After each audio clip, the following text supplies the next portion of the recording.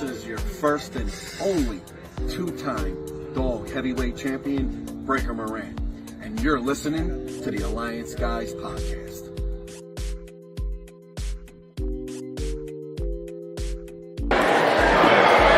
This is Lois Brain here, and I'm advising you to do yourself a favor and watch the Alliance Guys podcast.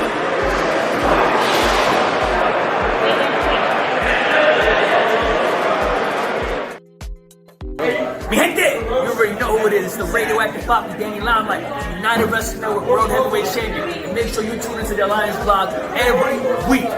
You heard it here first. Straight from Poppy.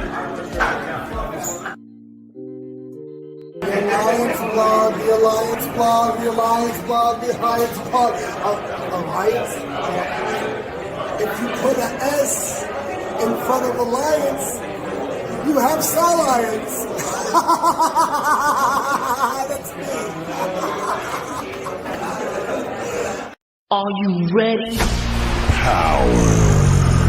You want answers? I think I'm entitled. You want answers? I want the truth! You can't handle the truth! What we've got here is failure to communicate. I'm building an alliance.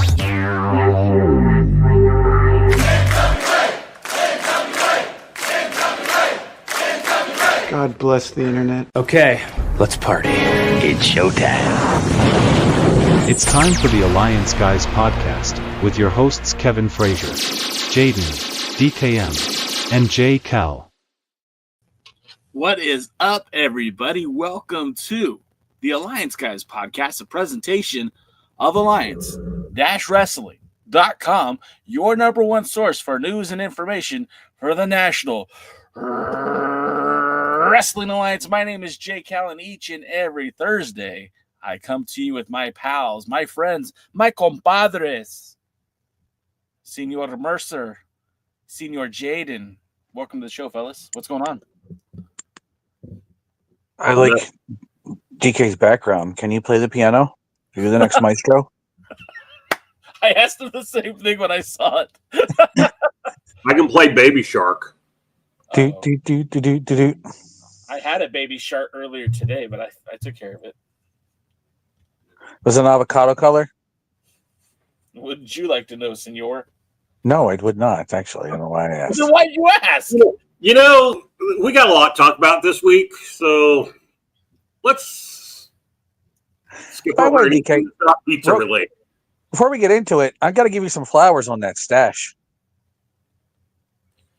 I try. Very holiday-esque. Well, this is what happens when you're trying to trim back down to a goatee and you go oops on the goatee. Now, normally if I go ups, it's on the mustache, and then I have to shave everything. No, not really. You could go Terry Lawler on the goatee for a while. What is that? What, Jerry Lawler on the goatee or the thing he's sticking up his nose? I think that's one of those in nose decongestants, but I don't think you're supposed to shove it up your nose like that. It's one way to decongest. Hey, DKM, Jaden, if toilet seats breaking was an Olympic event, then Tyrus would have been wearing gold medals around his neck. And probably the toilet seat, too. He'd wear the gold, the toilet seat with the medals like the like the Infinity Gauntlet? Yeah, I was going to say, do you remember WMAC Masters, Jaden? Yes, that was one of your favorite shows. And wasn't Terry... wasn't a favorite. What's his name? Terry... Bam Bam Gordy? No, the guy that was in White Chicks. Terry Crews. Terry Crews, wasn't he in that? No, he was on the other show that was very similar to that, like Battle Ball or something like that. It was kind of like more like an American Gladiators type show. Okay.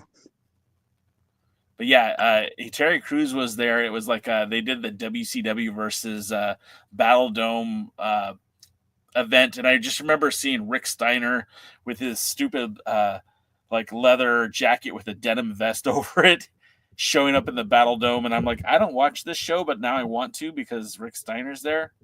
Nothing ever really came of it, I don't believe. It's better than when Rick Steiner feuded with Chucky. The Chucky that was the worst. Steve G noticing the hair. You know, I try to keep it a little bit this is how I like to keep it. I hadn't been to the barber in a while, and since I won't be here next week, I'll be celebrating my independence in another country that doesn't have independence. So it's all good. It's great. BTW, you guys need. I think we really need to be sponsored by. What's that shaving company? I just forgot it all of a sudden. Gillette? No, the one that sponsors all the podcasts. They make the Lawnmower 4.0 and the Weed Whacker. No. Yeah. Manscaped. Manscaped. Yeah, we need to be sponsored by Manscaped. Manscaped, reach out to Jay.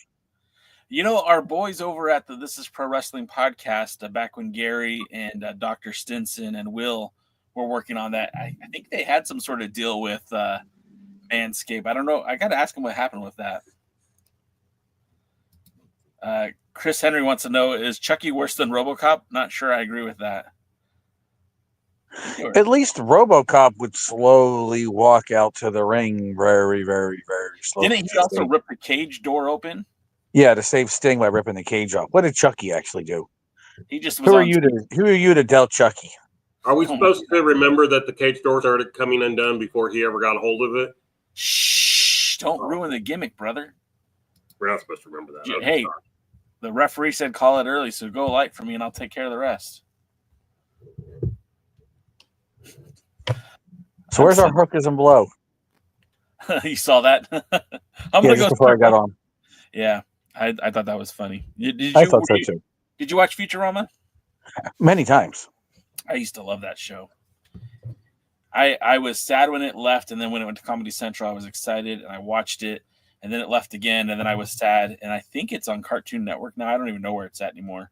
Now it's on Hulu with new episodes. Oh, okay. What, they still do new episodes? Oh, they did. They were originally going to do it without the actor that plays Bender. They were going to do a new voice actor, and there was such an outcry from the fans that they ended up hiring him back. That's all. Apparently they didn't want to pay him. Sounds like that's pretty par for the course. So speaking of not getting paid, let's talk about the NWA, the National Wrestling Alliance. Of course, this week there were supposed to be some payoffs that just didn't hit, and I think there was supposed to be at least one payoff, right? We were supposed to see a conclusion to a women's tag team match that ran out of time after a commercial break. There was supposed to be a women's world title match that we didn't get a clean finish to.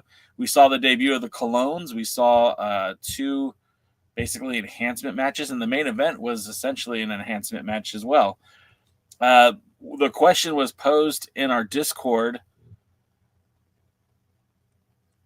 Who is this booked for? Maybe I'm saying it incorrectly. DK, you say it the right way. Oh, sure. Make me say it the right way. Hold on, let me get. Okay. You can't expect me to be professional. This question's from Sean, who didn't want Jay's opinion anyway. Yep. He said, DK and Jaden, I would love for you guys to break down, why do you think Billy and his staff booked the way he books? Who asked for Smalls and Rolando segment? Wasn't the fans. And of course, Jaden, you don't watch Power. So but I have the answers. But you go first because you have the firsthand experience of being tortured. Yes. Well, I'm going to talk about this segment specifically, and then we can talk about other things with it. But so the opening segment, I guess, was supposed to be the payoff to whatever feud Rolando and Smalls have been having. And so Rolando was going to got to hit Smalls in the balls. And I haven't kept up with the story at all, so I don't know why, but obviously that was the thing. Slade was in the ring with him, and Rolando kept talking to him, but Slade can't hear, so he never responded to him. And so you were not sure what was going on 80% of the time. And Rolando would act like he was going to hit him and then stop, and he wanted Slade to blow on his fist or something. I don't really know. And then he finally hits him Smalls in the balls and Smalls in the balls. Smalls in the balls. I love that phrase. And it turns out that he had some kind of cup or something because he almost broke his hand. Smalls had some kind of cup or something because he almost broke his hand. And so then he takes it out and showing or whatever. And as he's doing all this, blunt force trauma come up from behind him. And they pick him up, and after some stuff, they're holding him up with his legs spread so that Aaron Stevens can hit him in the manhood twice. And there are no faces coming out to see him, even though we all know that Murdoch and Knox are there because it's a TV taping. Billy goes, well, Murdoch and Knox aren't here. They're out defending the titles on the independents. No, they're not. They're in the back.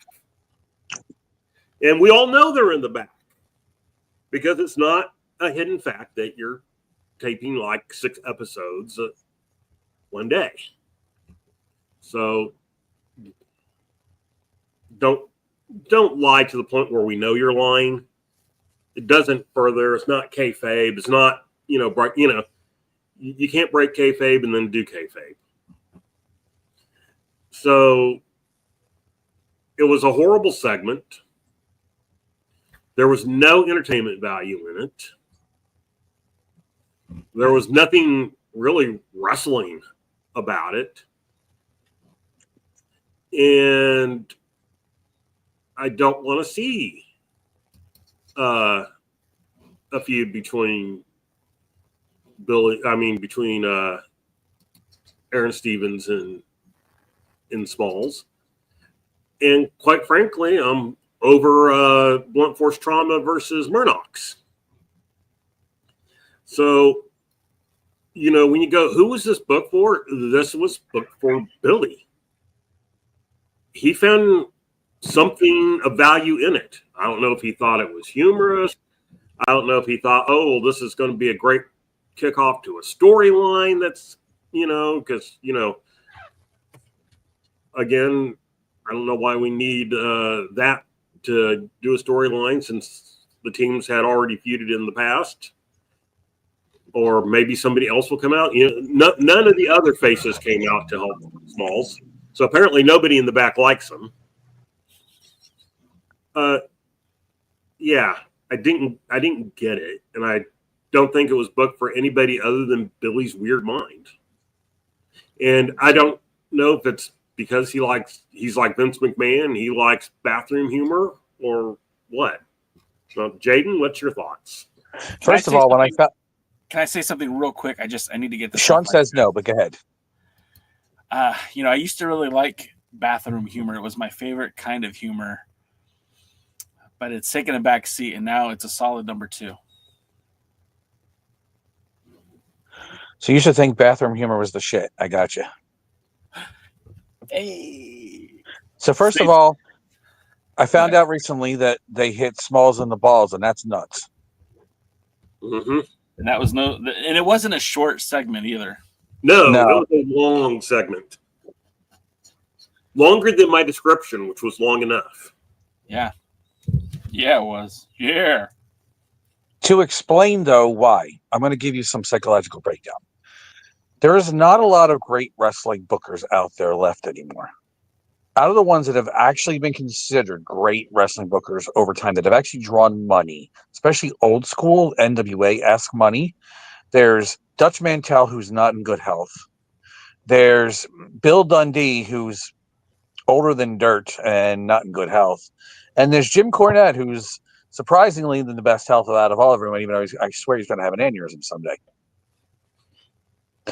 Otherwise, people that have actually drawn money as a booker, there's not a lot of them left. So there's not a lot of time for you to learn from. The professional wrestling bookers out there nowadays have not had the opportunity to study under a great booker. There's not a territory system out there where you can go around and learn from by wrestling on these different events, all these different bookers. You didn't become a booker just because, you decided one day, I'm going to start my own promotion, I'm going to be a booker. Or that daddy left you billions of dollars and you're going to be a booker. A lot of the good bookers, they studied and learned under previous bookers, and they wrestled at different territories where there's anywhere from average and below average to very good bookers that they can learn from, and they learn different angles, and they learn different things, and they work with different wrestlers, and they sit there in the car. Eddie Gilbert learned from a lot of great people, and he was considered a very good booker. Paul Heyman, same thing, really good booker, and he learned from a lot of different people. Scott D'Amore is considered a good booker. I haven't 100% agree with that. He's shown some good booking tendencies, and he's shown some independent bullshit tendencies. And that's the problem right now, is a lot of these independents out there, people don't understand what's good for a small crowd. Something that's humorous is not good for a large crowd. It's not good for the masses. Ring of Honor, the niche crowd that it had when it was at its most popular, wasn't able to draw that well out of the outside casual fans. And you needed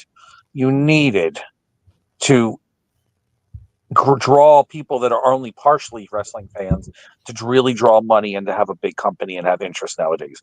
WWE is doing that very well. And that's, I think, the problem with a lot of modern wrestling right now is they try to gear toward a niche crowd and not gear toward the crowd for the masses. Billy's booking for the niche crowd. Now, his influences are Impact Wrestling, really bad independent wrestling, ECW at its best and worst, and Bob Luce. Now, if you know anything about Bob Luce was a character.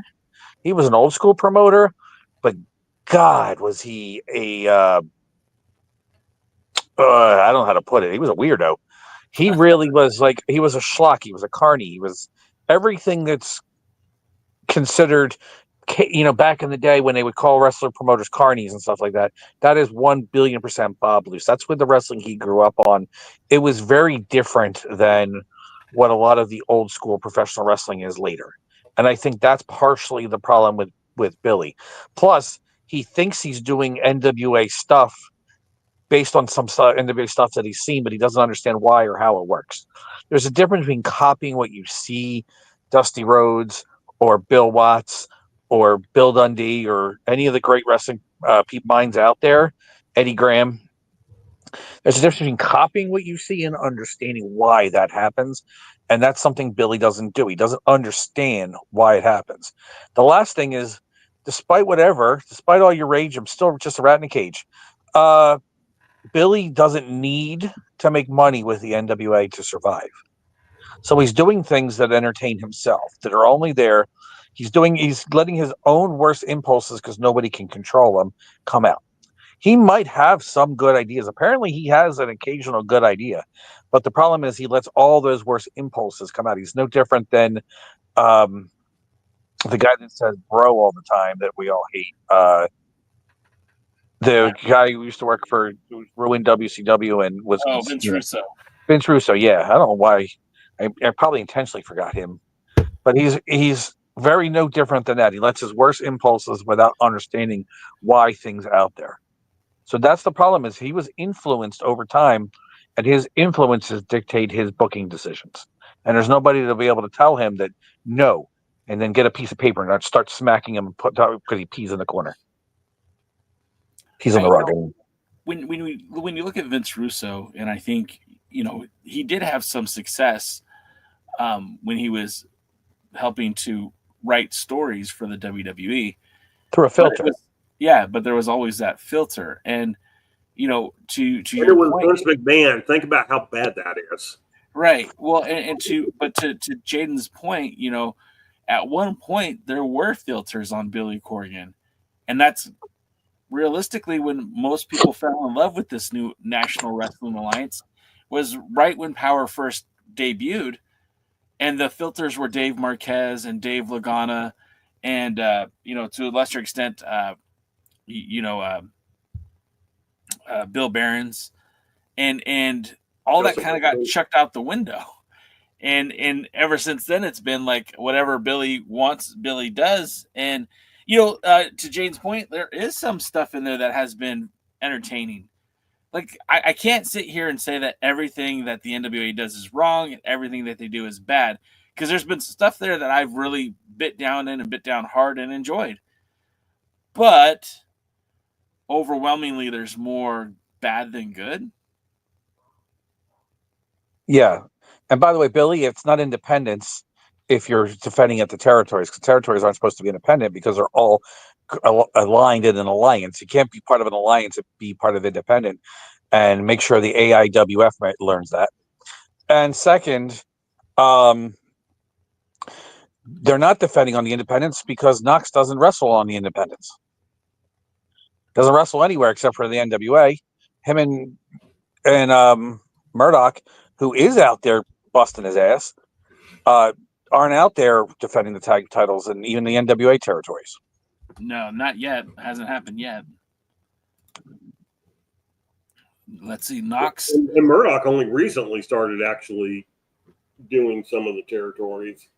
And the few things I've seen are some of the best stuff I've really enjoyed out of the things I've seen him on and the cards I've seen him on. I mean, yeah. Mike Knox last wrestled a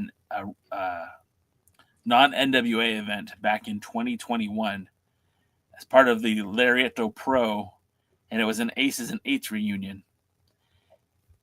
And then just a few years before that, in 2017, he was part of that big show in Wayne, New Jersey, that the NWA Big Apple, their Heat Wave event, where it was Andrew Anderson and Rodney Mack taking on Gene Snitsky and Mike Knox. By the way, Gene Snitsky is a very, very nice guy, and it wasn't his fault. It wasn't his fault. I'm pretty sure it was. Maybe. Or maybe it wasn't. I guess we'll never know. Yeah, I mean, so jumping outside that segment. Want to start from the beginning now, or was that the beginning? No, well, that was the beginning of the show. But getting back to Sean's question, for me,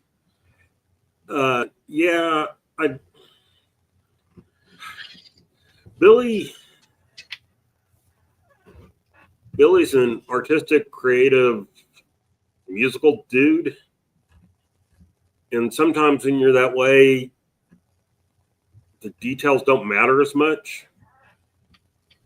And I think that's why sometimes things seem like they start, they stop, they get jerky, whatever, as he comes back to it. And we have some of that to talk about as this goes on. But what else happened on the Power show, Jay? Before you finish, can I have one more statement? Or go on? Do I have one more statement? Yeah, go ahead, please. Psychologically speaking, it has been diagnosed that people who do not have enough talent to know something isn't good believe something is good because they don't have the knowledge, intelligence, or talent to know otherwise. If you're actually good at something, then you will know if something's not good. The only way you can tell something is not good is by being good enough to know that it's not good. So if you know it's not good, you have enough ability, talent, or knowledge on the other hand. But if you do this stuff and you really believe that what your crap that you're putting out there is the greatest, is because you don't have enough talent, knowledge, or ability to do so. So that was the segment that kicked off Power. And again, I don't know a single person who thought this was good.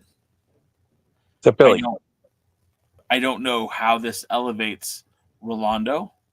I don't know how it elevates Smalls. They probably just need lifts in their shoes.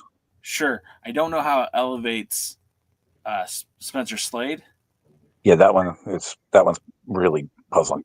I don't know how it elevates Blunt Force Trauma and Aaron Stevens. Now, I can say this, like, it will probably lead to yet another match with Blunt Force Trauma and Murdoch's, but why was this the path to get there? In a reality of infinite storylines that could have got us here, like, that was probably one of the worst ones to do it. It just didn't benefit anybody. There's so many other ways they could have done it that would have made sense. The next match, the Immortals weren't there either. Yeah. The next matchup we had the lovely and talented NWA Women Tag Team Champions, the It Girls. Information technology. That'd be Miss Star and the one, the only 4-time NWA Women's World Tag Team Champion Ella Envy, taking on the team of Caribbean Flow, or Caribbean Flow, however you want to pronounce it, and that with La Rosa Negra and Ruthie J. Now, I'll be the first one to admit that I think La Rosa Negra is extremely talented. I feel like she's one of the bright stars of the women's division, and I don't feel like they give her enough. It seems like she puts on a great effort whatever match she's in, and I don't feel like they ever really elevate her. This match, at one point during the commentary of this match, Danny Dills says it's really nice that Ella and Samantha gave Caribbean Flow a shot at the titles, and Joe Galli was quick to correct him and said, "No, they earned this." And as I was telling DK earlier before the show started, not only have these two have not earned this title shot, but the last time they won a tag team match was back in March of 2024. They lost in Forney, they lost in Tampa, they lost at what was the other one? It doesn't matter. They haven't done anything to deserve a title shot. And again, I understand wins and losses are relatively meaningless in the NWA at this point. I just hate the fact that Galli's going to say something like that with his whole heart and his whole hand on his chest. No, they earned this shot. The only thing they earned is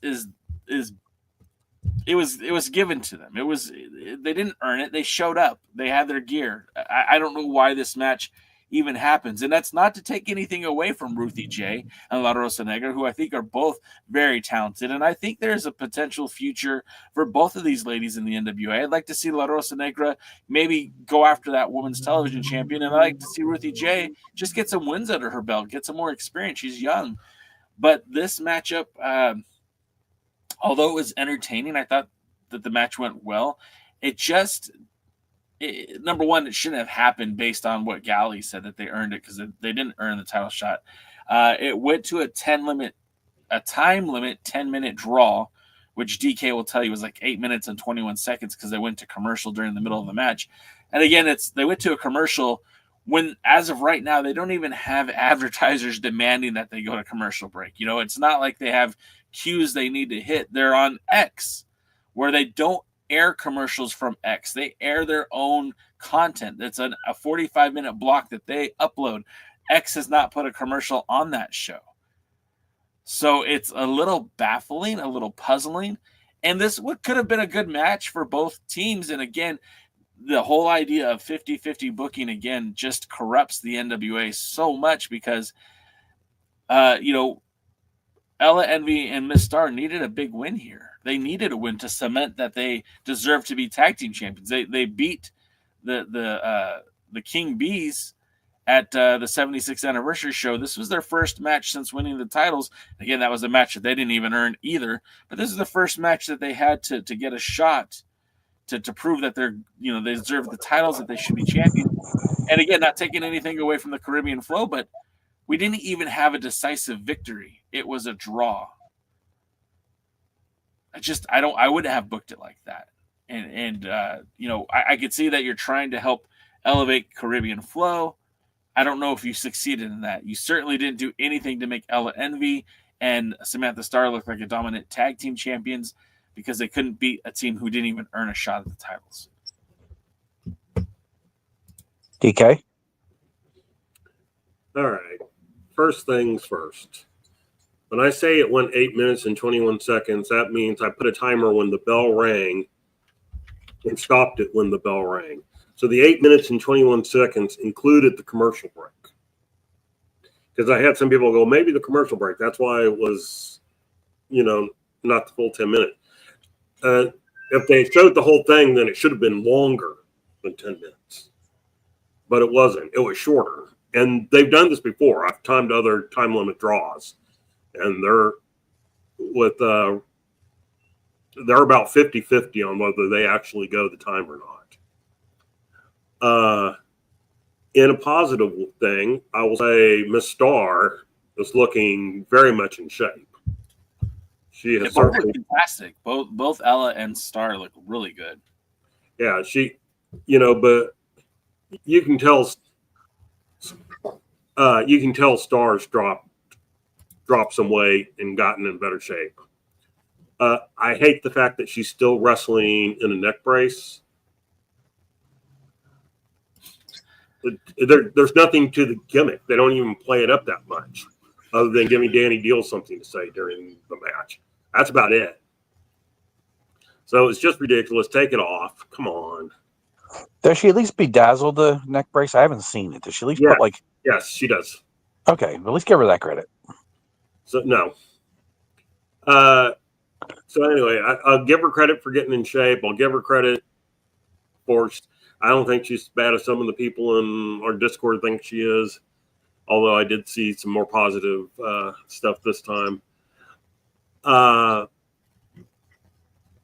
What's the purpose of a time limit draw, Jaden? In professional wrestling, there's a couple. Yeah, I mean, not this one specifically. In general, what's the purpose? In general, there's a couple different reasons you use time limit draw. If you're trying to build toward a rematch, if you're trying to give a long match to kill television time, if you're not kill television time, but if like you have so much time and you need to stretch it out. Usually it's done in a TV championship match to elevate the challenger, so that way the champion didn't beat them. But in reality, it's to draw more money, or at least that's the whole purpose of anything in professional wrestling. And did this draw money? Did it make interest in this match for people wanted to see it? I can't tell you because I didn't watch it. But if it did that, at least it did something. I agree with Jay, though. As new champions, they should have gotten some wins, even if it's over enhancement women, if there is such a thing. Because you notice there's not a lot of enhancement women in professional wrestling unless you're in the WWE and it's local superstar. And I think if they really wanted to build up the challengers for Ruthie J, and one of my favorite wrestlers, La Rosa Negra, who I will have to be the first to say she was great because I've been saying it longer than anybody even knows who she was. I think they should have got them the same thing. They should have established them with some wins and built this match to a time limit draw. Maybe had a bunch of promos. Maybe had them talk smack on each other. Maybe do something to actually build this so people care. They have television. If they have these tapings, they can really take advantage of the fact that it is an actual television taping and not a premium live, whatever they call their event. Yeah, future whatever. Those things. Live events. Whatever they're called. Stupid. Anyway, they do have the advantage to be able to do this. As somebody who actually plots these things out, knows television and knows how to put segments together. Details matter. There's a reason Dusty Rhodes was great, but there's also a reason that James J. Dillon was the second in charge and was the detail guy to flesh everything out. Because Dusty was a big ideas man, and then JJ was the guy that figured out everything out. If Billy's the ideas man, and boy, that scares me, they really need somebody who knows what they're doing to flush this out to be able to make logic sense out of it. And Samantha Starr is awesome, and she is a very beautiful girl. And I know for some odd reason, I have this feeling that Jay likes Ella Envy. I don't know why. I don't know why you have that. If Ella Envy wasn't in the NWA, I think Samantha Starr would be my favorite. And but getting back to this, the problem I had with the draw was that if you're trying to build up the challengers, let's say, typically the purpose of the draw is the challengers are about to win or are on the offense or looking good or whatever. And so the fans are kind of getting into it and, oh no, it's a draw. And it's like, time's run out before they could roll her up or whatever need to be done. And so what happens on this one is she goes for, I don't remember what they call it with her, but she goes for the splash off the top rope. And then was it Star that she was wrestling at that moment, or was it Envy? I don't remember which one it was. I think it was Envy. Yeah, I think you're right. And so Envy rolls out of the way, goes and tags in her partner, and before she can even get in the ring, they ring the bell. Yeah. And so, first of all, you're like, why the hell are they ringing the bell? And it's like, well, Kyle Davis isn't here, but I'm getting in my ear that it's a time limit draw. And it's like, just to end the match in the middle of a tag? Yeah. I don't know if you know this or not, but wrestling's predetermined. What? Well, and I can kind of, so again, we were talking a little bit about this offline. I can kind of understand the idea of having a moment like this where, like what Jaden said, it does maybe entice a rematch, right? Because, you know, the Caribbean Flow can say, hey, look, they didn't beat us. We want another shot with a longer time limit. It also shows the unpredictability, the nature of pro wrestling. On any given Sunday, you know, you could lose. The better team could lose, but on any given Sunday, the match could go to a time limit draw. I mean, it's part of the rules of wrestling, and it's not something that we see very often, but it is something that they chose to go that route. And again, I'm not trying to be an apologist for Billy's booking. I thought that was a real bad way to tell the story. I do think I want to read some comments that James H. Jackson has said, because I think they're good. Also, Christopher Henry, with only 3 women's tag teams in that division, it doesn't really make anyone look strong. Granted, they have one more team than the Glamour Girls and the Jumping Bomb Angels in '89. That's fair.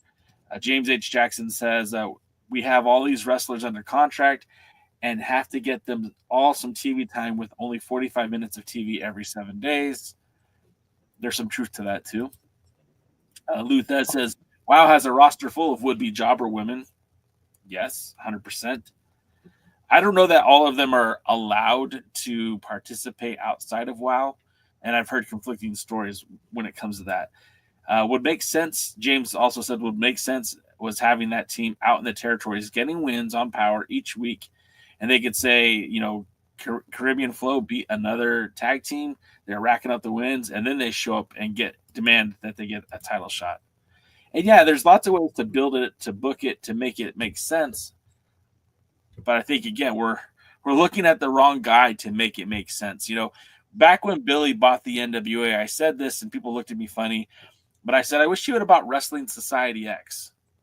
I wish you would have bought the MTV wrestling program WSX and try to revitalize that and left the NWA alone, because it feels like his style of booking would have went perfect for Wrestling Society X, as opposed to telling traditional storytelling with traditional style wrestling.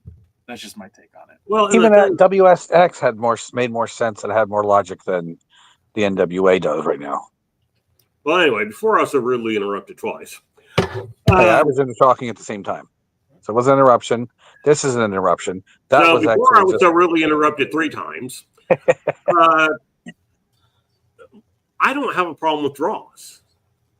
I have a problem with this draw. I have a problem with it didn't do anything. Neither team stood out. Neither team looked that good.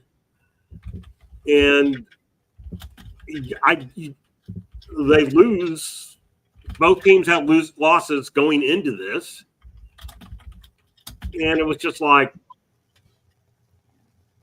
the It Girls had lost like 2 other matches before they won the women's title. So now they're coming into this one. And it's like, what's going on you're not making me want to see this.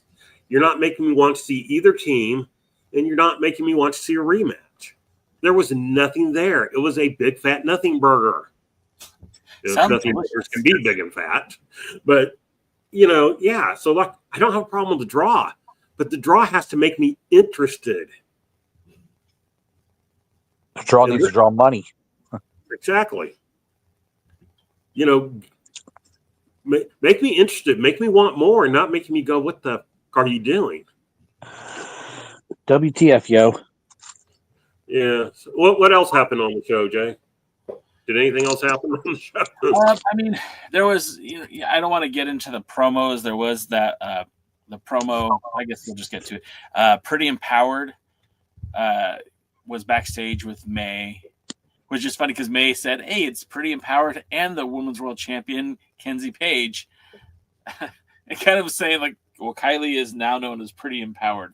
And that was a decent promo where kind of Kenzie was already looking for an out to not wrestle tonight. Now they didn't really address it later, but Kenzie was like, "Oh, my leg hurts, and I don't really think I could be up for this match." Also, I think I forgot about the promo earlier with Tiffany Nieves, Hollywood Haley J, talking about beating up Kylie, which I think will probably be on next week's Power. That if she can beat Kylie, that'll put her one step closer to Kenzie. So those two promos were the backstage promos, and I don't know exactly when they aired and what was the order, but both of them did a good job of kind of furthering the storyline, kind of explaining the characters, getting us to know them a little bit better. Then we got the next matchup after that was we got the introduction of EC3 taking on Nick Gene. Nick Gene is apparently a student of the Funking Conservatory, Dory Funk's wrestling school right there in Tampa, Florida. Dear algorithm, he said funking, by the way. Funking. And apparently, it seems like maybe there's some sort of connection between the Funking Conservatory and the National Wrestling Alliance, because again, this is the second week in a row we've seen enhancement talent straight from the conservatory straight to the NWA. This match, I feel like they got a guy who was relatively bigger sized, but not really. I do want squash matches, but I want squash matches that mean something. And I felt like this was a perfect opportunity to just give EC3 a match where he beat the living crap out of somebody. Just beat the shit out of him. And that was what this match mostly was. But there was a little bit of offense from Nick Gene. And I can understand where the big man wants to come in and get some offense. And realistically, in a fight, he probably should have gotten some offense. But it appeared to me, and DK, you can correct me when you start speaking. It appeared to me that this was such a lackadaisical, go through the motions for EC3 kind of match, where it was like he was, connecting dots instead of having a performance, having a match. Instead of titillating the audience, he was just going through the motions. And I felt so disconnected in this match from the product. And I felt like this was, again, if EC3 is going to be out there, you're going to give him TV time. Why isn't he fired up to get that rematch against Tom Latimer? Why isn't he fired up to climb up the ladder again to get back to Tom Latimer? A match like this doesn't inspire me that he would make a great challenge for the 10 pounds of gold. The whole match felt very lackadaisical, and it was hard for me to get invested in this one. DK, what did you think about this one? Not a lot. Oddly, it was the second longest match on the show, if you count the time limit draw from the ladies tag team match.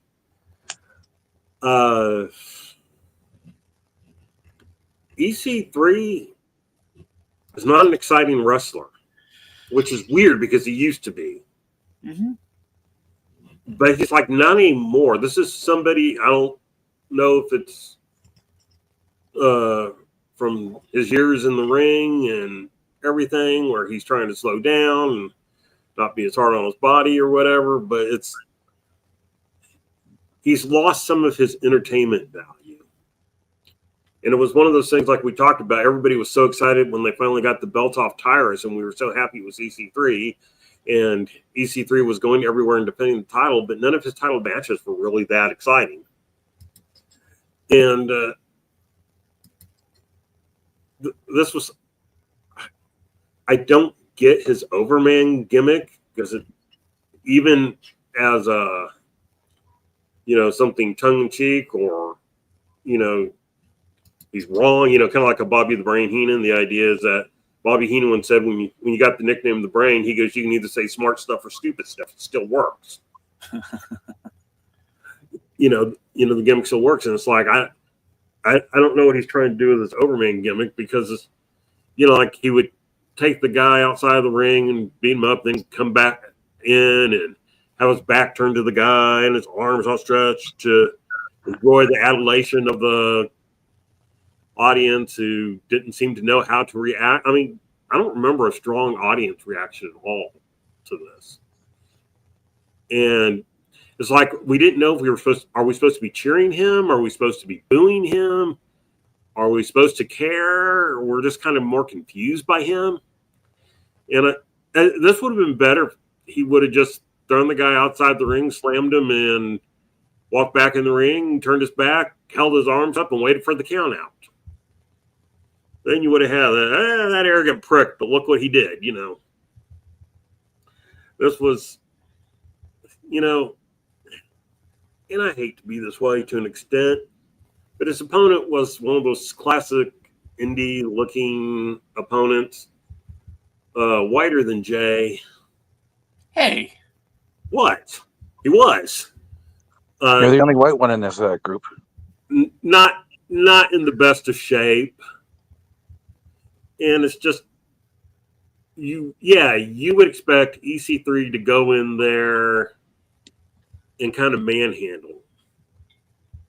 And you would expect some offense from the guy, but not overly successful offense.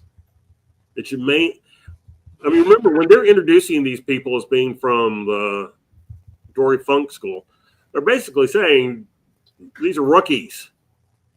So why is a 20-year veteran, or however long he's been in the business, former world champion here, former world champion in TNA, why aren't we doing more, to show him as being able to take someone like this and pick them apart?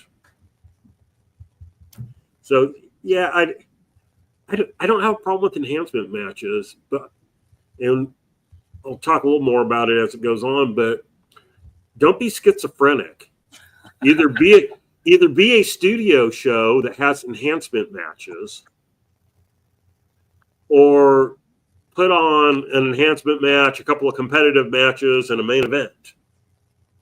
But I don't be schizophrenic like this, where, here's a women's world tag team title match.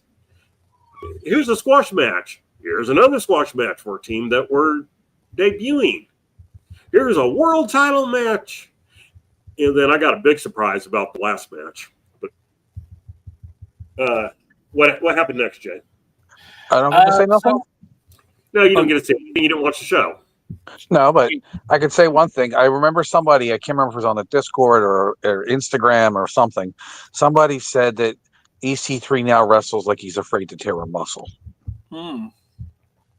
And it's actually probably the truest statement I think I've ever heard. He doesn't wrestle hard. He doesn't wrestle like he's not worried about injuring a muscle. And I think that's the problem. He's got so much muscle that he's afraid to tear one.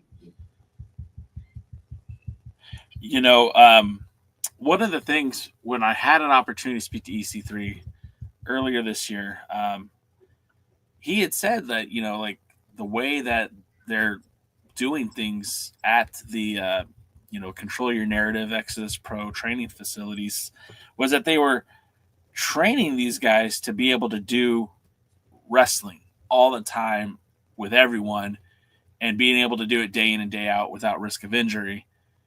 And you just kind of connected two dots for me that maybe he does wrestle like that, maybe intentionally, he is trying to protect himself so that he can be ready for these other matches. But I don't feel like that's still a good enough excuse. If that's the case, then don't give me this match. Kevin Nash made a career out of doing absolutely nothing in the ring and still making money out of it. The problem is EC3 isn't making money out of what he's doing because he doesn't feel like he's putting any emphasis, any oomph behind anything he does. Even a body slam, he doesn't feel like he's putting oomph behind it. Yeah, I get you. Okay, so now what happened next, Jay? Yeah. By the way, your voice is turned into C-3PO. C-3PO, human cyborg relations. That's so weird how good that sounds. All right. So then what we had next was the debut of the Colognes. Epico and Primo, otherwise known as Eddie and Orlando, taking on the Rewind Society, Samuel C. and VHS. Now, Samuel C. and VHS, I believe they were on some earlier episodes of Powers, the ones that were connected to the FTW shows. It seems like I think they're talents from FTW. And again, this was an interesting match. Like, I don't know exactly how you want to bring in the Colognes. Obviously, they're former WWE Tag Team Champions, so they do have some notoriety. They are a big deal in. We just lost Jaden. There you are. Jaden, did you mean to take off? Yeah, I was trying to unrobot. Okay, you sound better. So I don't know exactly how you want to bring these guys in. I think that it would have been this would have been a better use of having another squash match. And not that the Colognes brothers or Cologne cousins, whatever you want to, whatever the relationship is, I don't think they need to go out there and just beat the shit out of somebody, but they should have had a less competitive match, if that makes sense. I feel like if you're going to bring in a former WWE World Tag Team Champions, that they should have had a match where they're going to be the ones that come out there and just out wrestle somebody. And that's, I guess, a positive about the what their name was, the Rewind Society, is that they put on a good match, and I was happy that they had a good outing. I think that they'll make a good addition to the NWA and its tag team division. I just feel like, again, if you're going to bring in somebody of that significance, maybe put them in the ring with somebody like a Gags and Sal, who they're bigger than, they're faster than, they could out wrestle them. This wasn't it for me. It didn't do it for me. And this is kind of like another disappointing part of this week's Power, because you had this, again, world-renowned tag team in a fairly competitive match. I mean, there was a one point where the Rewind Society did their little kid and play move, and you had the Cologne on the ground looking up while they're doing their kid and play thing, and then connect with a double elbow drop. I'm just thinking, this is this former world tag team champion of the WWE, and they're being made to look silly already in their first episode on Power. So I don't know. I didn't like this match. I mean, yes, they won, and that's great, but didn't do it for me. DK? I actually thought this was one of the worst Powers that they put out in a long time. And if I had one big complaint that encompassed the entire show, boring would be it. I was bored out of my skull throughout this show. And this was one of those matches, again, it didn't make sense to me. Billy and Tony Khan both have this problem trying to figure out what it means to get somebody over. And you're not getting the Clones over in this match. Much like the EC3 match, this should have been something where they were just basically took apart the competition. And you talked about, what do you call it, kid and play? Kid and Play. That's an old rap group from the 80s. Yeah, rap is crap. No, not really. I actually listen quite a bit. But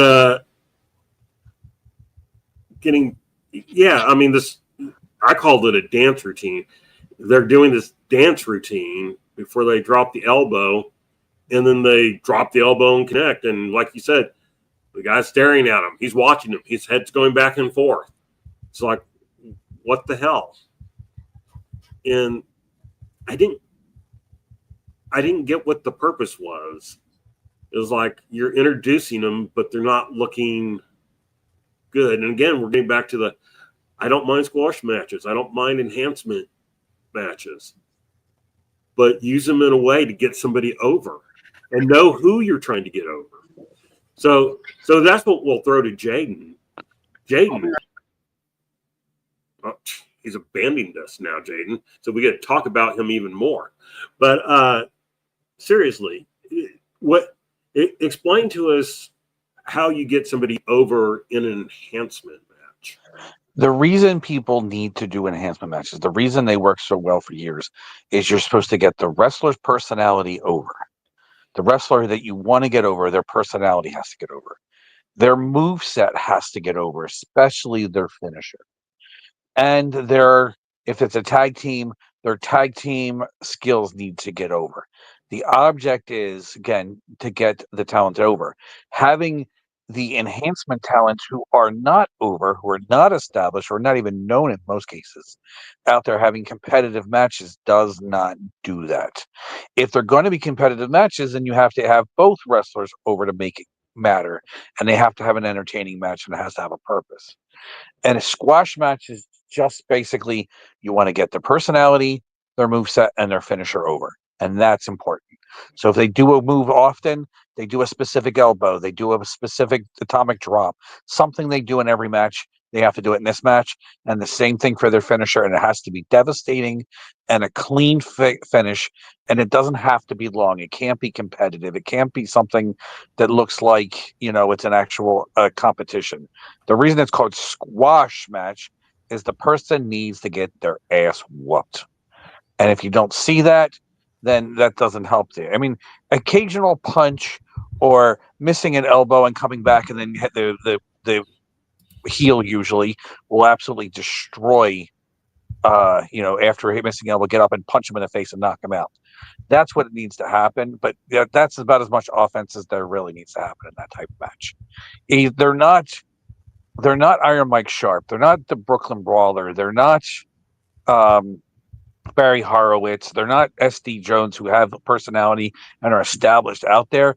These guys are the jobber of the week, the low nobodies that come in, and that's exactly what they need to be.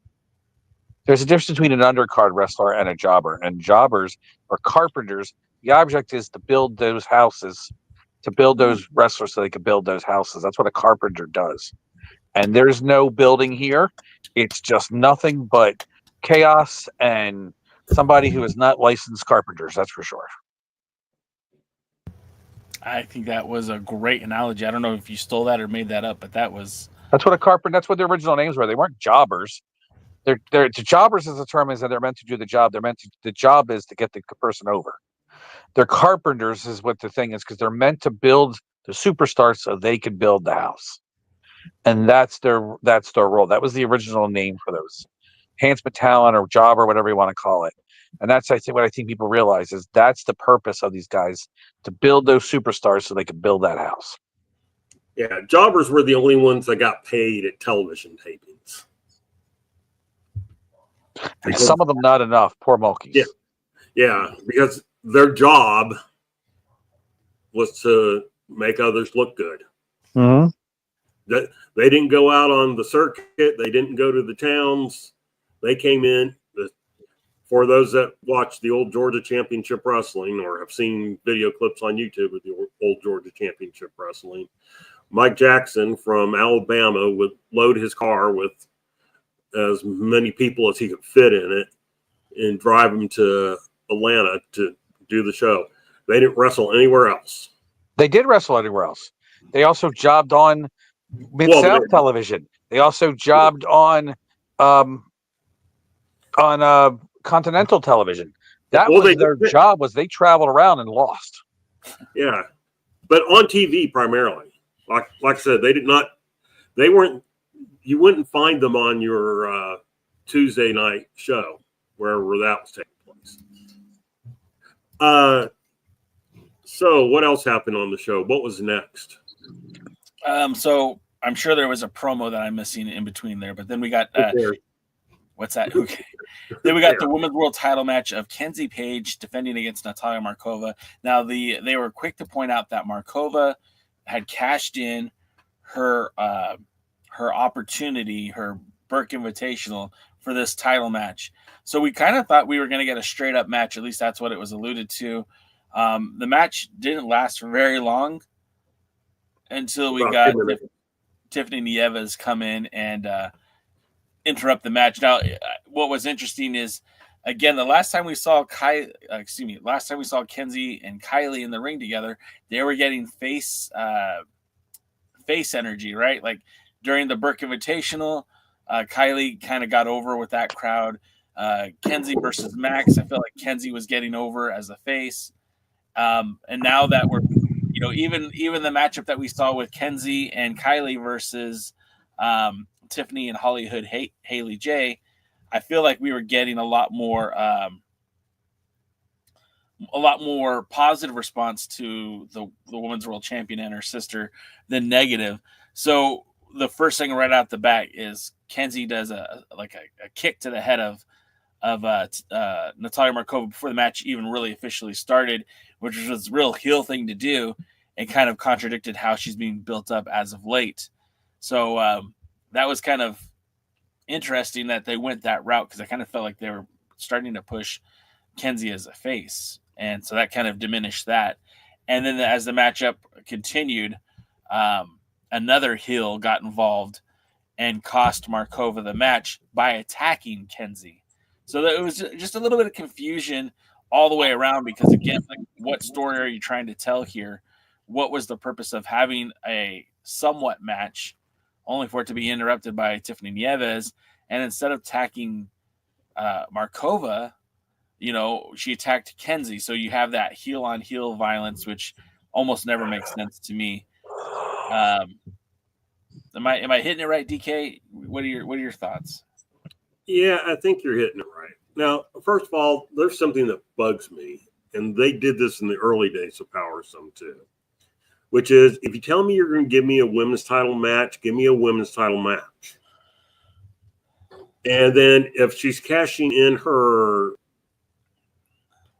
invitational, then it should be a women's title match in the same vein as any women's title match, not a special TV 10-minute time limit or anything like that. Give me what you told me you're going to give me. You could have let this match go 10, 15 minutes and still done the same ending. But no, it barely gets started. Tiffany comes out, attacks Kenzie Page. We don't know why, but her attacking Kenzie Page was intentional to attack Kenzie Page. And then she jumps out of the ring, and then, of course, Markova's mad at her, and it's like, well, is she attacking Page because she wants a title match with Page? Is she screwing Markova? Is it both? Well, this is what the ring announcers are supposed to be telling me. Yeah. Commentators. Oh, yes, excuse me. Like, TV commentators are supposed to be telling me. Ring announcers are the ones that do the ring announcing. Yeah, this is what the commentators are supposed to be telling me. What's the motivation? Why does this happen? They don't know anything either. And can I say that Billy is getting worse and worse out on the commentary desk? And I didn't even think that was possible.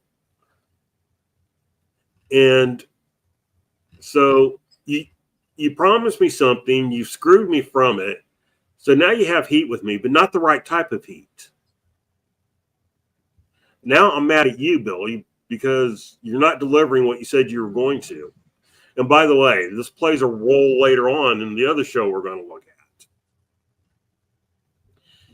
And I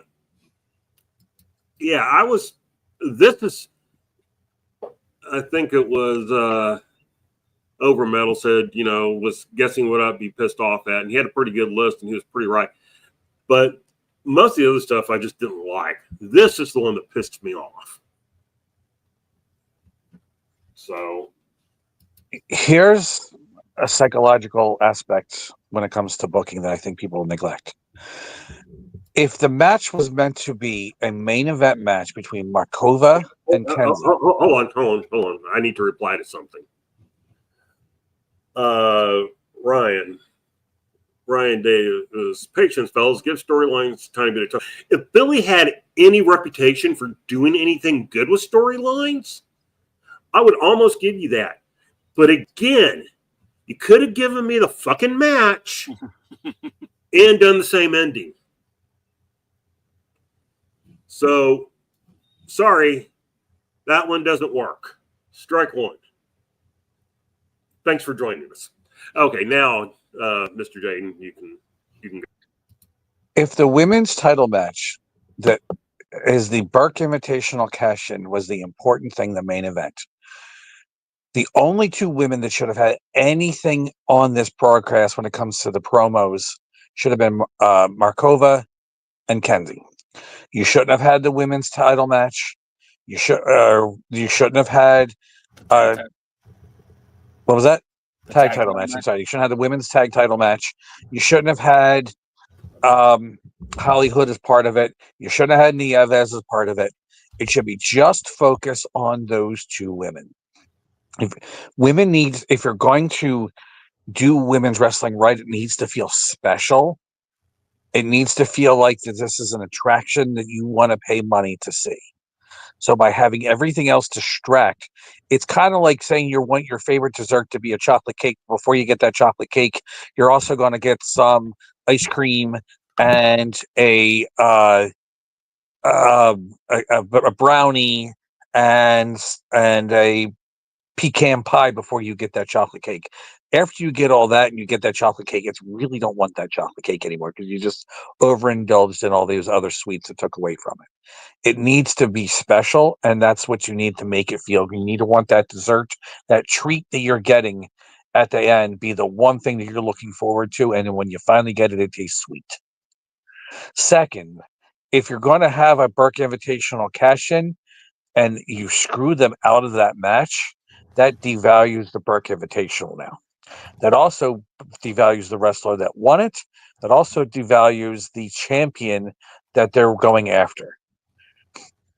If the gimmick is the Burke Invitational gets a championship match, then that championship match needs to be treated like it's the biggest thing that you have, and that Burke Invitational needs to be a reason to have it. It doesn't have to mean that that person wins the championship, but it really needs to feel like that match is the focus and the most important thing going on for that reason. So that is very, very, very important. Yes, it should.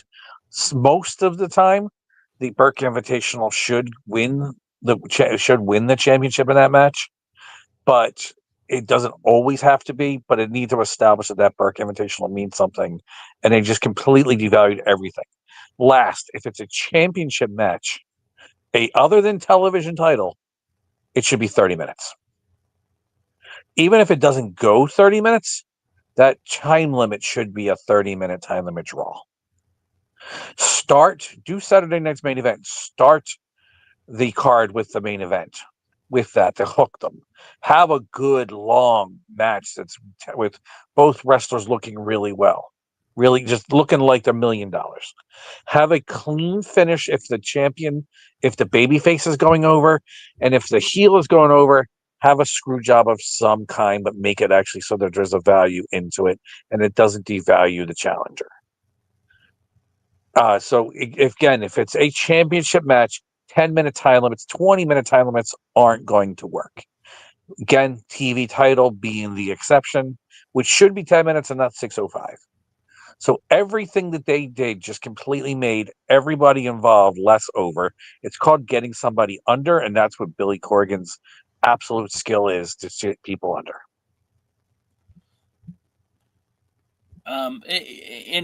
The thing about it is, to DK's point, and I'm kind of just reiterating what he already said, we could have had that match and still had the same end result.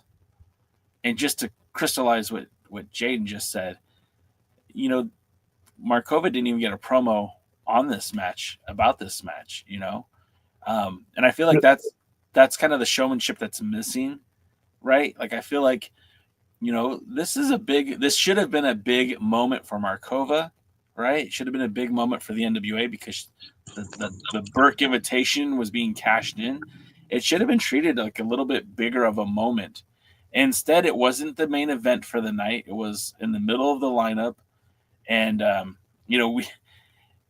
I felt like this could have been done better, right? Like same result, everything could have been the same.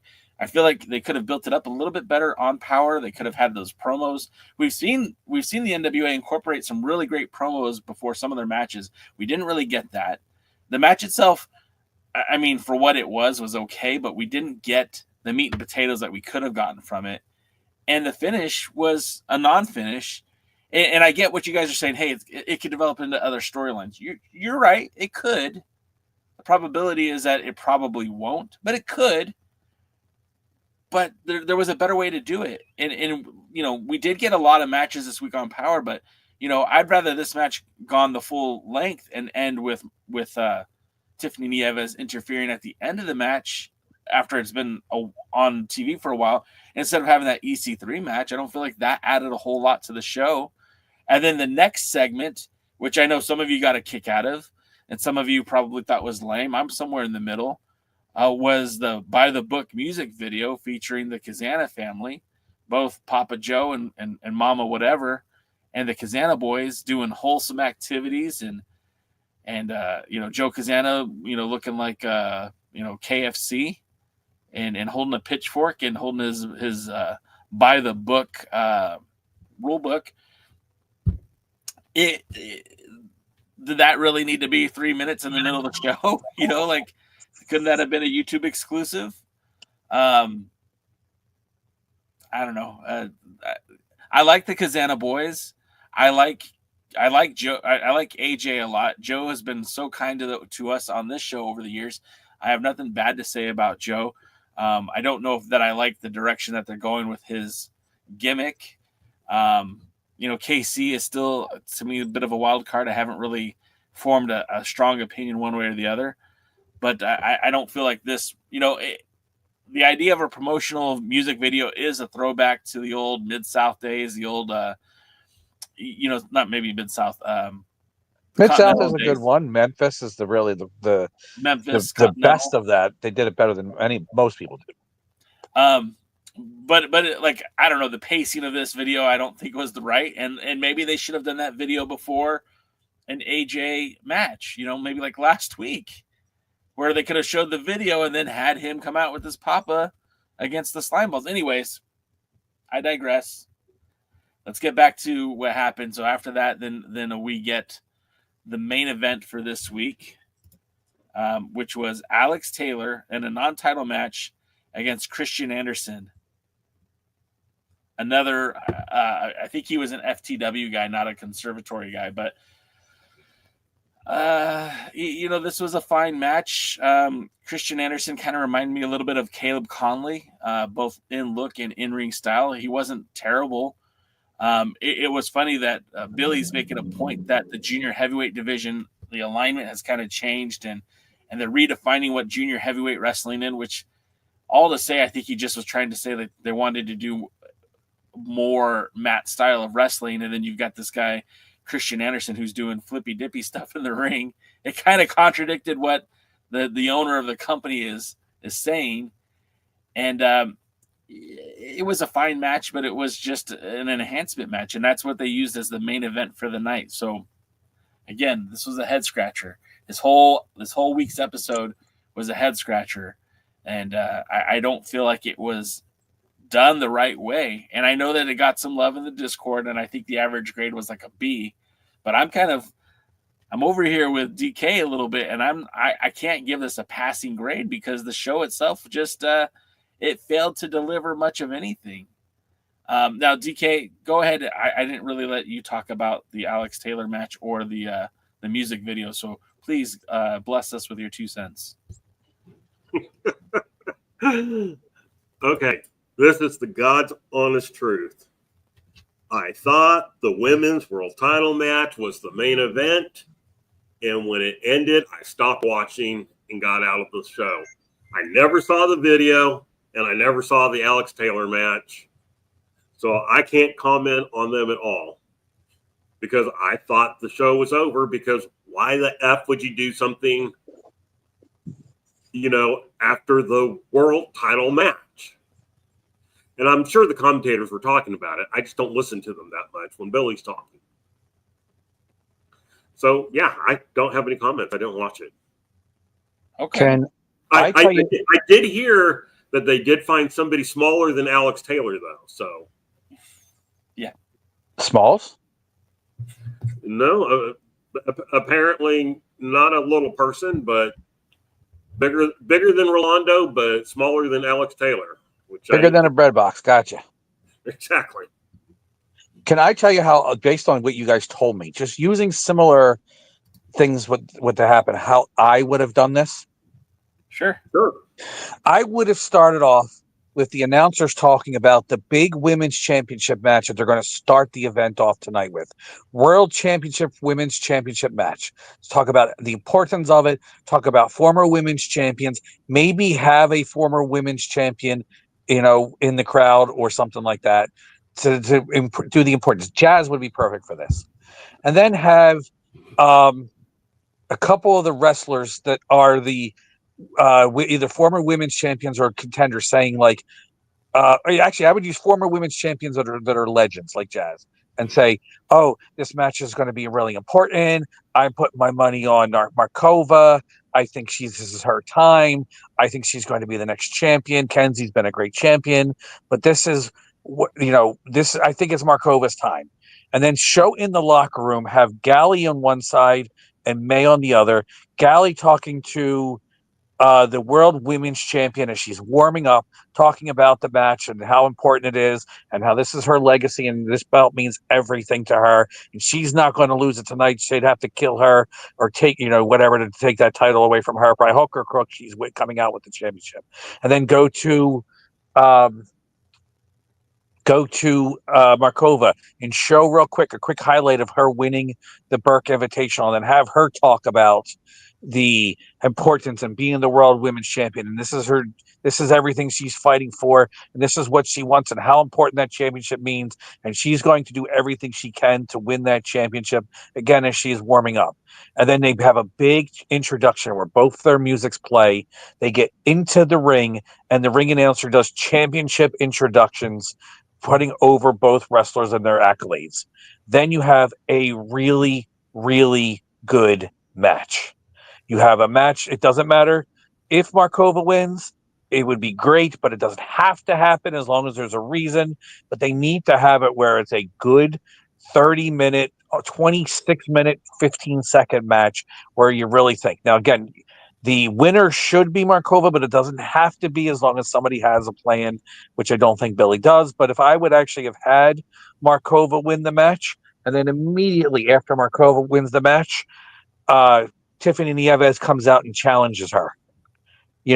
They talk about how she won and how important, how big that is, and show highlights of the match again before they go to the next segment, which could be a music video. Get that music video. And by the way, the whole time the match is going on, they talk about they have matches, standby matches in case this match ends early. It's a 30-minute time limit. They have some matches scheduled for after, but they also have some standby matches out there. Yeah, fuck the commercials too. And have a standby match out there in place in case this match ends early. So it's 26 minutes. They got the music video. The next person that should come out should be EC3. EC3 says, you know what? We just saw one of the best women's matches. The women right now, they're world champions, and I am a world champion. I may not have the belt right now, and it's a shame that the greatest wrestler who's not currently the world heavyweight champion is not on this match. I know you guys have a standby match, but have whoever the standby match was, have EC3 pay him off so he can go wrestle that jobber and absolutely destroy him and look good doing it, and absolutely show offense, hit those clotheslines real hard, hit that body slam, and just completely dominate that guy. So now EC3 has a promo. He's established, he put over the women's champion, he put over himself, he put over the world's title, and he destroyed somebody looking good. Now you have another match, maybe the Colognes, right? the Colognes come out, there should be a highlight video talking about what the Colognes want with the NWA. They should talk about how they want to be the next World Tag Team Champions. They want to see, they're here tonight because they want to be champions.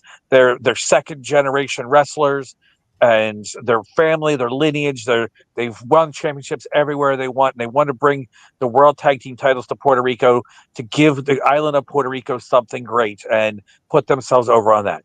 Then they wrestle and destroy those jobbers too. So you got 2 squash matches in a row. Now, since you have a match, you talked about you have another match out there, this last match should be a competitive match, even if it's a non-title match between Alex Taylor and somebody, or if it's who else wrestled tonight? We had Alex Taylor, we had EC3, we had the It Girls, we had Caribbean Flow. Yeah, that wouldn't be part of it. The Rolando and Smalls match wouldn't be part of it. I would think it would be Alex Taylor.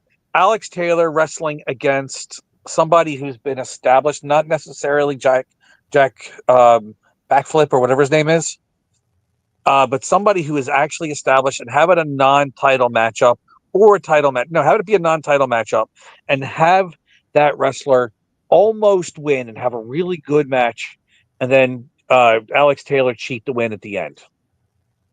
So he's established himself as a heel. The guy gets real close, but Alex Taylor has to cheat to win because that's what heels do. They cheat. And now all of a sudden you've had a good broadcast that got everybody over that's actually meant to be over. Have it important. If you want to, throw a promo in there with with Eric Smalls, and then have him interrupted by Aaron Stevens, and then have Aaron Stevens kind of bully him, and Eric Smalls just give him a growing shot and set up something for maybe another time. If you're trying to build up that tag team match, have him hit with that growing shot, and then have Blunt Force Trauma come out and just bully Smalls and just beat the crap out of him, because it's a promo. It's backstage. People don't know what's going on. It's not like it's in the ring where people are paying attention. So that way it has at least an excuse to destroy Smalls and go on from there. And then they can build up for a tag match for the future. If they're going to do that, there's something you can throw in there if you have the time. But that's, again, if that's how everything is plotted out. But now you had a women's match that means something. You have a non-title match where the champion has to cheat to get over, but still, it's whoever the challenger was came really, really close. You have a couple squash matches, you have some promos, and you have everything you need. And there's 45 minutes of actual television that makes money. What do you think? I think I would like all of that. Yes, please. DK, do you like that? You're on mute. I like it. Yes. That's what I mean. That almost would make sense. Almost. Probably one thing I would add is when we're talking about Markova, is we talk about the other people who won the Burke Invitational. I mean, remember, that's been held. That was won by like Chelsea Green, and I can't remember who the other one was. Was it Taya Valkyrie? Yeah. No, it was. Was it Kenzie? Kenzie won it. There's been 4, I think. Well, no, because it debuted at the 74th anniversary show. Because the next night they did Pretty in Power, right? Or am I wrong? Well, maybe I'm butchering it. I'll look right now. The first one was at Pretty Empowered in the 74th. Let me see. I'll look right now. Or just Empowered. It probably wasn't Pretty Empowered because that was first and the 74th was second. Because I remember liking the Pretty Empowered. I mean the Empowered pay-per-view or whatever, and not liking the 74th as much. Even though it was okay, it was just, I always thought the women's pay-per-view was better.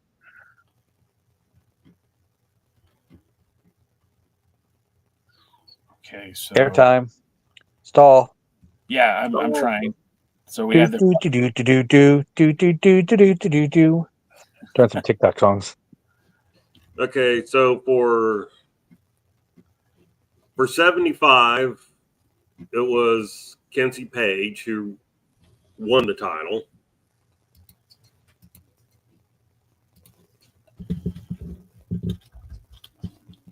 Okay. For 74, it was Cage match, you're failing us all right now. 74, it was Max the Impaler, who faced Camille the next night. Camille faced Taya Valkyrie on night 1, and Max the Impaler won, and the two of them faced off the next night. And so that means 73 was Chelsea Green.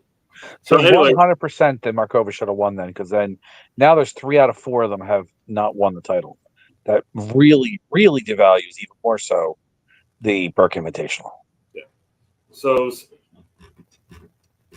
73. The only reason it was kind of this year's really went to hell when that wasn't the main event of the next Signature Live event.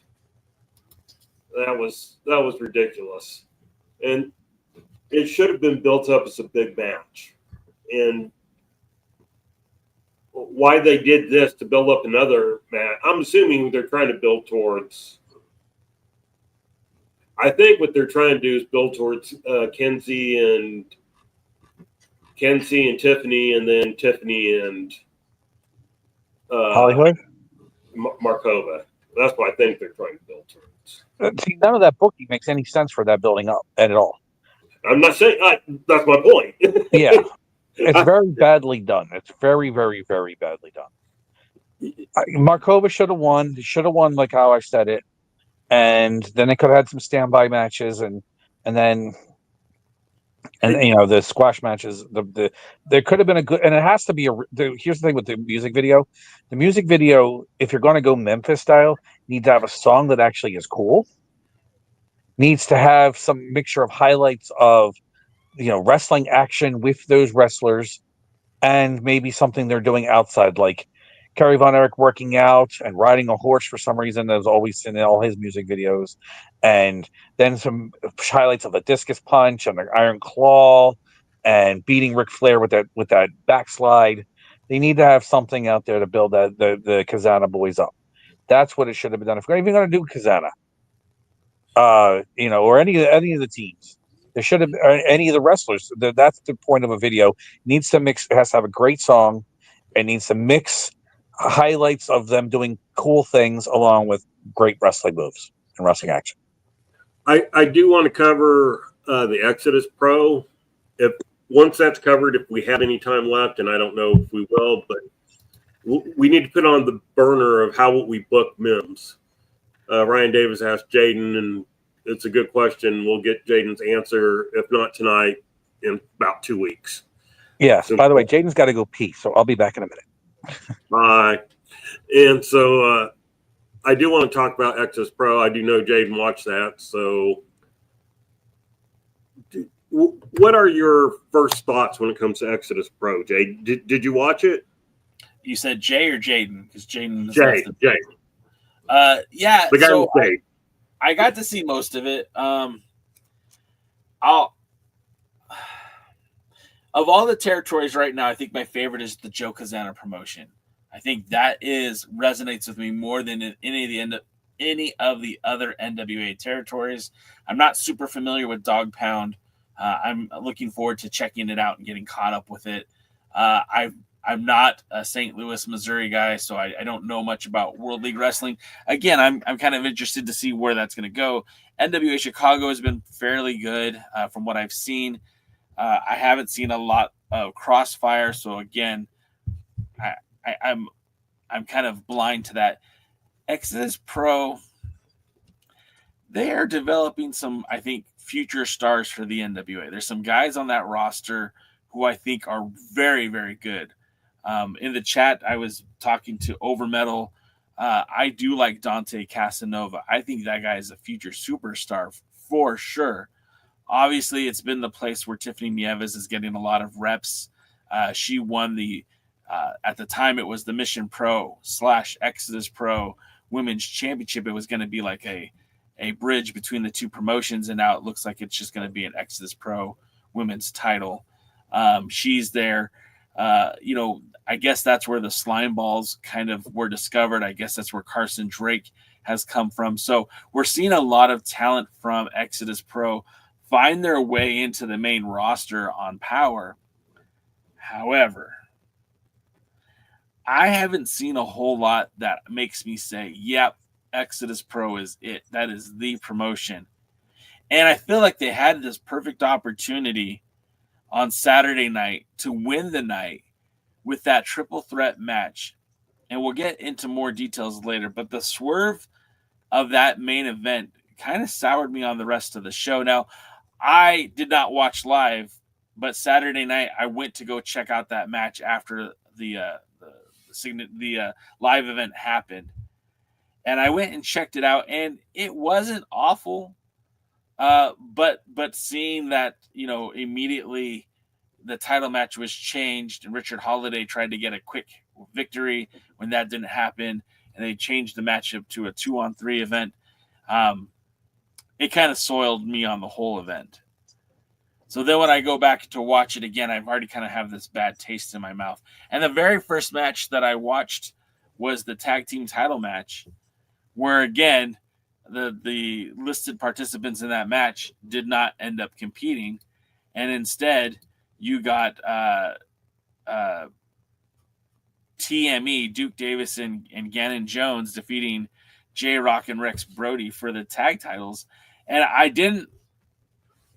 I'm not familiar enough with the situation, but I know that the Duke Davis and Gannon Jones Jr. weren't the original opponents for this match, and then they won the titles. So I kind of felt like right off the bat, like, okay, well, we just got swerved once, and maybe that was for the better. I'm not familiar with Exodus Pro enough to tell you who deserved that shot at the titles. Duke Davis and Gannon Jones look awesome. They look like a great tag team, and I kind of hope to see them pop up on Power at some point.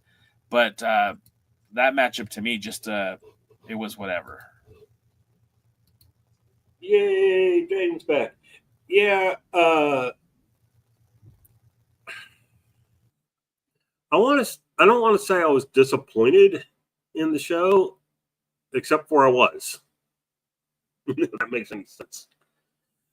I tried. I really, really tried to enjoy it. There were some things I liked. But what they did at the end with the title match, this is what I was talking about earlier. You fucked me. You screwed me. If you're going to advertise the triple threat for the world heavyweight title, you better fucking give me a triple threat for the world heavyweight title. And, I would not have been as interested in this if the main event as it happened had been what was announced. So, and they know that, which is why they out and out lied. Can I make a statement? No, you cannot make a statement yet. I'm still burning mad. Okay. Well, if I have to wait for you not to be mad, I'll never make a statement. That's true. And I'm okay with that. But overall, there was some good on the show. There was some not good on the show. But the end pissed me off greatly. So now you can make your statement. I'm not sure if you guys are starting from the beginning and just going forward, or we're just talking about we're just giving our overall. We're giving our overall thought. All right. The bait and switch for the tag was fine because I think the right champions. I mean, the people that they were going to put against them were like the scrawny loser people. So, they should have paid them off or something instead of attacking them and then or getting a shot just for being rewarded for doing debauchery. But at least I like the tag team that won. I could see them against Murdochs and being something that would be an interesting match. I also really didn't like the tag champions originally. So I didn't see the benefit of the tag champions. They weren't what would appeal to me personally. So the tag team that won, I think won fine. Murdoch, I like what he did. The guy he was against wasn't that great, but Murdoch looked good, and he was still. It looked like Murdoch was a challenger for whatever championship he's now going after, which is the Exodus Pro or the Mid America Championship or whatever. It's nice to build up Murdoch as a former champion and have some star power on there, and having your former NWA champion on there.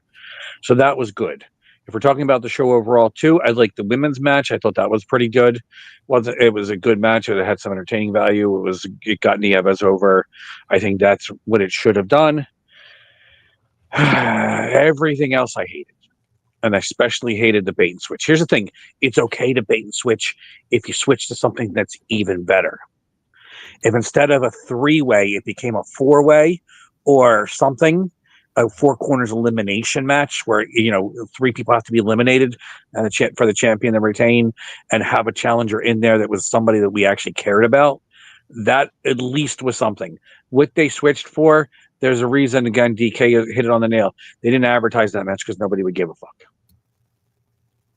and it's not like it's building to anything that we give a fuck about. Sorry about my language. A frack. I really wanted to like the event, and there were certain things that I liked, and some wrestlers that did look okay that I could see some potential in, can make some money with. But overall, the execution was very badly done, and it pisses me off right now that the only company that's featuring Holiday regularly on television, or at least some reasonable facsimile of television, is AEW used Holiday on a Ring of Honor show, I think, or something like that. Holiday needs to be on somebody's television. Impact, NWA, featured maybe in AEW where it could mean something, even though, again, I have no confidence in Tony Khan in doing so. MLW, he really needs to be featured somewhere important where he could actually, I think MLW is not the option because I think, he's been there, done that. But he really needs to be featured somewhere where his talent can get over more than just being on a podcast. Are you surprised, like, TNA hasn't picked him up? Yes, especially with Hammerstone being there. I know he was, when he got off of his chemo, he was looking thin, but he's definitely fixed that. He looks good now. And maybe that's what people were waiting for, just to see how his health is and how it's holding up before they would invest in him. But he looks like his old self now. He's wrestling like his old self now. He can talk very well. He was not the weak link in the MJF, Holiday, and Hammerstone, because there was no weak link. They were 3 very strong components to that trio, and he's being treated like he is, and that's not fair. He's not an afterthought. He's a superstar. Yeah. Any disagreements? What are you eating, Jay? Carrots? Flaming hot Cheetos. Okay. Ooh. I got nacho cheese Doritos. What did you say? I got nacho cheese Doritos, which is why I've shut off the camera for now. That's a flaming hot Cheeto. The Cheeto, the component of the Cheeto is the same thing they make biodegradable peanuts out of, by the way. It's delicious. No, the biodegradable peanuts are not delicious. But have you tried them? Have you seen that guy on TikTok who talks about how he had these drug addictions, and then he'll eat some random food that has like a chemical that's supposed to cause cancer or something? And yes, I smoked 9 pounds of crack the other day after he talks about whatever chemicals in that food. And then he eats Fruit Loops and he's like, "Don't be a pussy." Every time it makes me laugh. I do enjoy that too. You think that joke would be old by now, but it hasn't gotten out. It hasn't gotten old for me yet. It makes me laugh every time. Yes. Kind of like Dave Dogg getting squished by Falaba. You'll never get tired of that. Oh, God, no. I don't think anybody else will either. Real quick, I want to go through some of the chat saying, Roswell says, Holiday's good on the mic and solid in the ring. James H. Jackson says they'd like to see him as a regular in ROH. Matthew Underwood says he was on AEW and stretchered off. Roswell said, overall, I thought The Usual Suspects was good. The biggest problem was that 3-way. The production was mostly better than the last streamed event. And Ryan Davis says, Richard Holiday is a well-rounded wrestler. I've always wanted MJF to bring the dynasty to AEW. I think that would be fun, but, Hammerstone signed now too, so that's not going to happen. I think they're morons. Tony Khan was a moron for not immediately buying MLW and bringing all three of them in, and Jacob Fatu and Davey Boy Smith Jr. and the Von Erichs and anybody else that was good in AEW. Stop! You're killing me. You're killing me. Killing me, Smalls. Because we should kill Smalls. I mean, the way that he was able to buy ROH, and I'm not saying that was some minimal investment. Like, he's put a lot of money into that. He could have bought MLW. Think about it. Like, he could have bought MLW. He could have bought Impact. He probably. In fact, MLW wasn't even around when All In was started. People forget that. He could have brought Court Bauer in as part of his production team. You know, part of his storytelling team, whatever you want to call him. He could have had Hammerstone and Jacob Fatu and, like you said, the Von Erich brothers and MJF and Holiday. And remember, MLW was sharing MJF with AEW for the longest time. Yeah, Brian Pillman Jr. too. Yeah, all those guys. And like, he could have just bought that promotion. And let's say he never bought ROH. He could have just bought MLW and had treated it almost the same way. It probably would have elevated MLW. MLW was barely around initially when All In. In fact, it wasn't even around when All In started. It had its first event after that. So MLW wasn't even a thing. But I mean, that's possibly why. But even then, when he was really starting AEW, he should have bought TNA. He should have bought Ring of Honor, and he should have bought MLW and just got everything good from there and just used the rest as enhancement talent. But there's so many wrestlers he could have made money with. But then where would all the friends have worked? Well, exactly. None of them should have been. These help. Impact had Bobby Lashley at the time. It had Eli Knight at the time. It had Johnny Mundo, whatever the hell his 10,000 names are at the time. There was a lot of wrestlers that were good talent to build a company around at the beginning. And then they could have invested in people like Richard Holiday and MJF and Jacob Fatu and Hammerstone and the guy I can't think of, the amateur wrestler in Impact Wrestling. His name I can't think of at the moment. Guys, brain damage is a serious thing. Don't hit your head. Concussions are bad, okay? Josh Alexander. They could have been built around him. There could have been some good Ring of Honor wrestlers that could have made a big difference. Jay Lethal should have been used better instead of how he's being used. Yeah, that's the problem. Hammerstone would be jobbing to those losers. I don't even hate Darby Allin.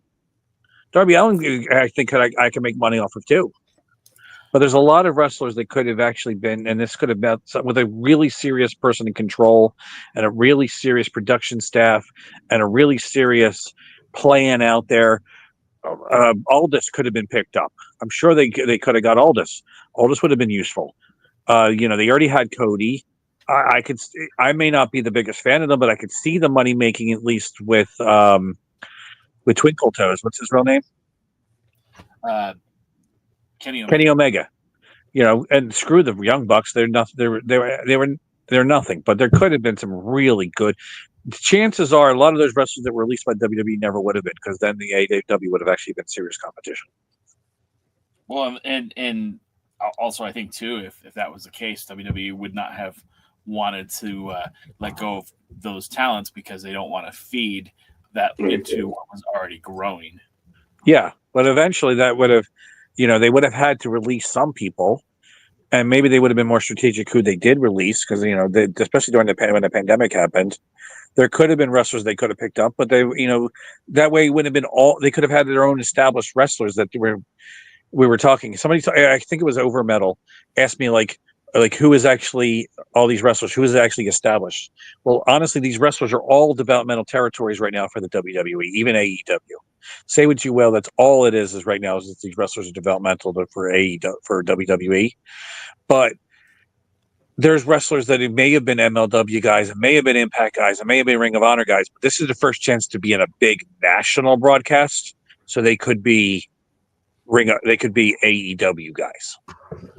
And that's what they could have. They could have established AEW guys and then maybe brought some WWE guys in to fill out the roster and to to have a good, use right and not be able to push over the AEW guys, but mix in with that talent.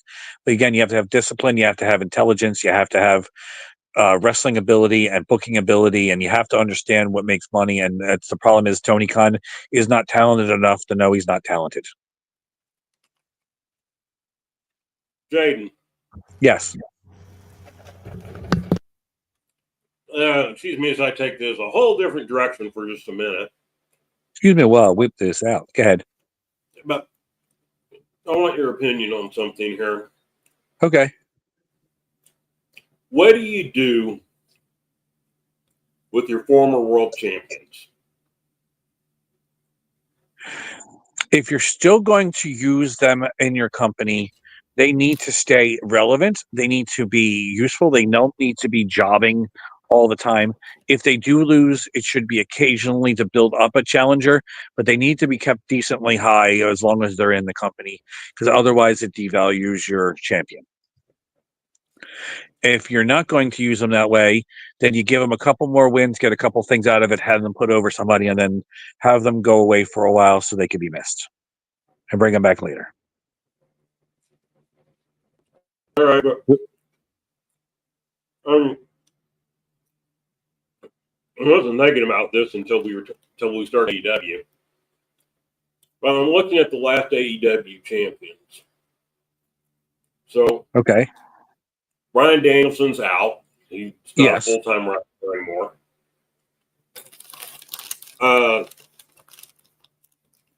So before that was Swerve. Swerve had a competitive match with Leo Rush. Don't know why. And he's taking on Bobby Lashley. Well, what's there?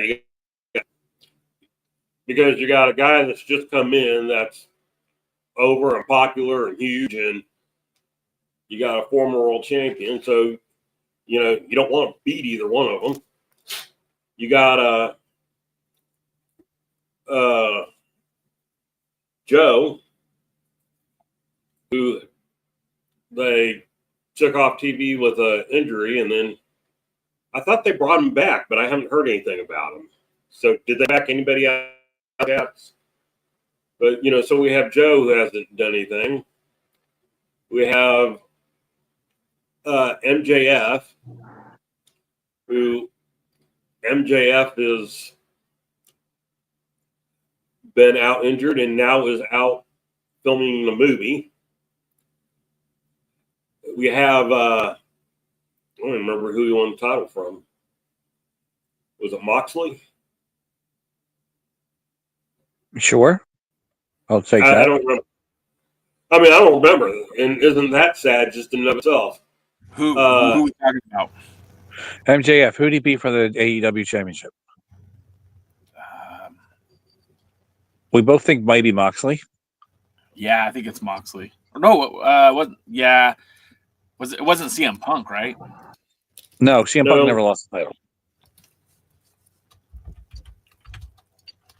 That's a good question. I'm gonna look it up. Could have been Moxley. Could have been Danielson. Who knows? Honestly, no. Danielson only held the title once. So, and so CM Punk's gone to another promotion, and then before that Moxley also held an interim, didn't he? Or he held it before Punk. So Adam Page. So we go Jericho, Moxley, Omega, Page, Punk, Moxley, MJF, Samoa Joe, Swerve Strickland, Danielson, John Moxley. So Jericho's a joke now. Omega's out injured. And Moxley's the once in every other champion. But and he eats your blood. When you look at all their former champions, is there anything there? I mean, do any of them stand out to you as being like a former champion and being anywhere near the top now? And I openly admit I don't, and I know you, but I do listen to other podcasts and other stuff, and it doesn't seem like any of them would be on the verge of being a top challenger right now where Moxley's concerned. I can't believe they put the title back on Moxley, and I can't believe he's supposed to be the one saving them. Yeah. Here's the thing. The most over former champion they have is CM Punk, and doesn't work for the company. Well, MJF has been neutered and made almost ineffective. Moxley was just, I don't buy into him at all. He doesn't even look like a wrestler. He looks like somebody with AIDS. What about Samoa Joe and Swerve Strickland? Swerve Strickland's been made ineffective by his championship reign. He actually got under by being champion. Samoa Joe would be great, but he hasn't been around. But I mean, that could change on one episode of Dynamite where he could just show up, right, and come out and punch John Moxley right in his fat face and be like, "Hey, I'm the next world champion. Let's go." Yes, would anyone doubt that? Samoa Joe can, but will they? And he's also been gone for so long now that people actually kind of forgot about him, which may be good. It may be good for him to do so. But until he does, that's the only thing they have right now, and that's a possibility that they probably won't even do. It'll probably instead be Daniel Garcia as the next guy to challenge, or I don't even know, Jericho. Well, the next guy will probably be like Offspray or like Ricochet. It should be. I'd love for Joe to come back. You like who? I was saying I would love for Joe to come back. Yeah. I could be very into a Joe versus Moxley if done right. Not that I believe it would be done right, but if done right, and Moxley could retain. I'm not even saying Joe has to win the title, but it's just like they got all these former world champions, most of whom will still wrestle for them. Only 2 don't. Well, I guess 3 if you count Omega. I don't know what to do with Omega. Well, he's wrestling in New Japan right now. Right, but he's not back on AEW, and supposedly won't be back until the new year or something. So it's just one of those. What do you? I would think that one of the things that would keep, and we're not talking about transitional champions here necessarily. Like 5-day reigns or hot shots or. The Moxley one was for at least once or twice, but that's a different story. Yeah, but I'm talking about, we're not talking like Dusty Rhodes title wins or Tommy Rich or even Kerry Von Erich or Rick Steamboat and Ronnie Garvin, where you knew from the moment they lost the title that they were just going to be giving it back. And so it's one of those, I don't know. It's just, I feel like they, and not just them, but like, this is where you get into the NWA. It's like, where are their former champions? Well, Aldous is gone. Cody's gone. Trevor's still around, but at least they got him in the tag team world title thing. Storm has got a bad gimmick. Who? Tyrus is floating around trying to destroy Alderaan. Right. He's retired. So it's just like, what's his name? Cordova didn't really, we talk about a letdown from what people were expecting. So I don't know, man. It seems like you should protect your world champions, former world champions, especially active ones in your area, almost as much as you should your world champion, Yes. And you shouldn't have too many of them. I feel like right now that's the problem with AEW. They've been around 5 years, and Jay left listed off a pretty long list. Yeah. So, DK, is there any IHWE news out there right now? Nothing at the moment. Still in the hunt for a building. Have talked to some talent. who are interested in working once we get up and going. You're going to bring any of their moms and dads in to help? Maybe. Just you never know. But if mom and dad want to help, I'm sure I'll let them. Mom and dad can work. Mom and dad can work security. I went to a show the other day where the security people were about 80 and 70. Right about the age for Billy Corgan to book him for the NWA. Right about. That was a bit stiff, even for you, Jaden. Is it really? I've probably said worse. I don't know about that, dude. I'm sure I've said worse. I didn't say probably. I guarantee I've said worse. I just figured you look at the roster, and there are some old guys, of course. Tim Storm probably leading the charge there, and just underneath him, you've got guys like Jack Stain, I think he's my age, right? Not an old man, but old for in-ring competition. You've got guys like Murdoch and Knox, who are on the older side. I know Knox is 46. I think Murdoch is right around there too.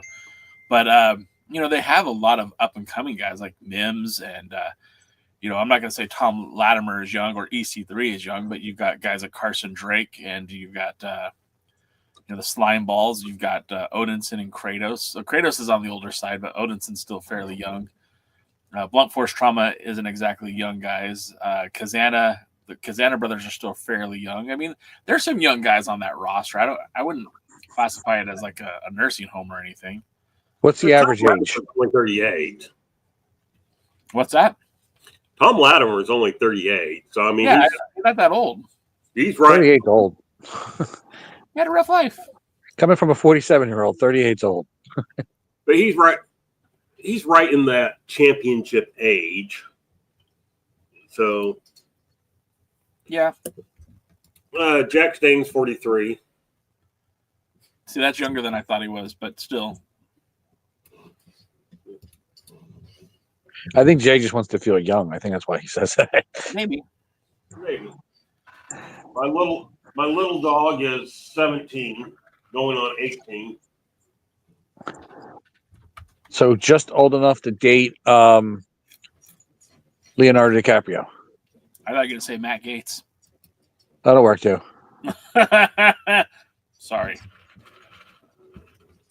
Wrong gender for Gates. Right age. Right age. Wrong gender. In human years, at least. In dog years, they're next NWA superstar. And Throwbilly is awesome. Why aren't they giving him a better push, Jay? Who? Throwbilly? Throwbilly. I think. All right. Let's be honest here for a minute. They put the TV title on him and the national title on him. Yeah, that doesn't mean shit. No, I'm sorry. They did not put the TV title, just the national title on him. Twice. Yeah, twice. No, just once. Just really? Once. Yeah. I feel like he's been, I don't know, it feels like he's been around for a long time. Yeah, they didn't get him over with it. They didn't do something right. Putting a belt on somebody doesn't mean you're over. Putting a belt on somebody doesn't mean you're pushing them. People have to realize is just putting a belt on somebody does not mean you're pushing them. Doesn't mean that they're over. He's over because of his personality and his wrestling ability, and he got over despite Billy Corgan, not because of him. Exactly. He was totally misused as national champion. Yeah. Well, as national champion, he beat Kratos and Odinson to win the title. He beat Jordan Clearwater. He beat Dak Draper. He beat Chris Adonis. He beat Devin Dixon. Okay, that's not a well-known name. And he beat Burchill. I mean, that's a who's who of the NWA roster. I think he did a pretty good job wrestling and winning that title. What I think happened is that nobody expected Southern Six to get over as quickly as it did. And unfortunately, I don't think they've maximized their potential with the Southern Six. And you jettison Pollo for the Southern Six. And I don't think that Silas Mason was ready for that. I think he was better with Pollo. Agreed. I think if they were going to put Throwbilly with somebody, it should have been Murdoch. Yes. He should be a wrestler to be built up to the world championship, but they don't know how to build people up. Even Now, with wins, they get them under, not over. What do you mean he should have been put with Murdoch? If you're going to put, Eric, if you're going to get Thrill Billy over, how I would have done it is I would have put him with Murdoch. Murdoch could have been his teacher, his tag team partner. They could have wrestled as a tag team. Pollo could have been both of their corners. And then if they're going to split Pollo off from Thrill Billy, it should happen where the tag team splits up and Pollo sides with Murdoch, or decides who was going to side with and sides with Murdoch instead and goes with Murdoch. If not, then Pollo should still be with Thrill Billy, and Thrill Billy should be the one going heel. I'm sorry, and Murdoch should have been the one going heel and punching Pollo in the face or something like that to have a reason for Thrill Billy to get over, and they have a really big back and forth feud where they trade wins and they have good matches and they have a big blow off feud where they have some kind of match. It's a bull rope match or something to really build up to. So now Thrill Billy has somebody he can learn from as a tag team and then learn from as a singles wrestler, have an angle with a former world champion, and now put himself in that championship picture. Instead, they have him lose to EC3 before he won, and then EC3 threw away the national title, and then had him win the national title against two wrestlers as a tag team, that in a three-way, which doesn't make sense at all, and then have him throw away the national title to lose to EC3. And I think that, and then the whole Pollo thing took away one of the things that made him unique. Pollo and Thrill Billy didn't get over because of Billy Corgan.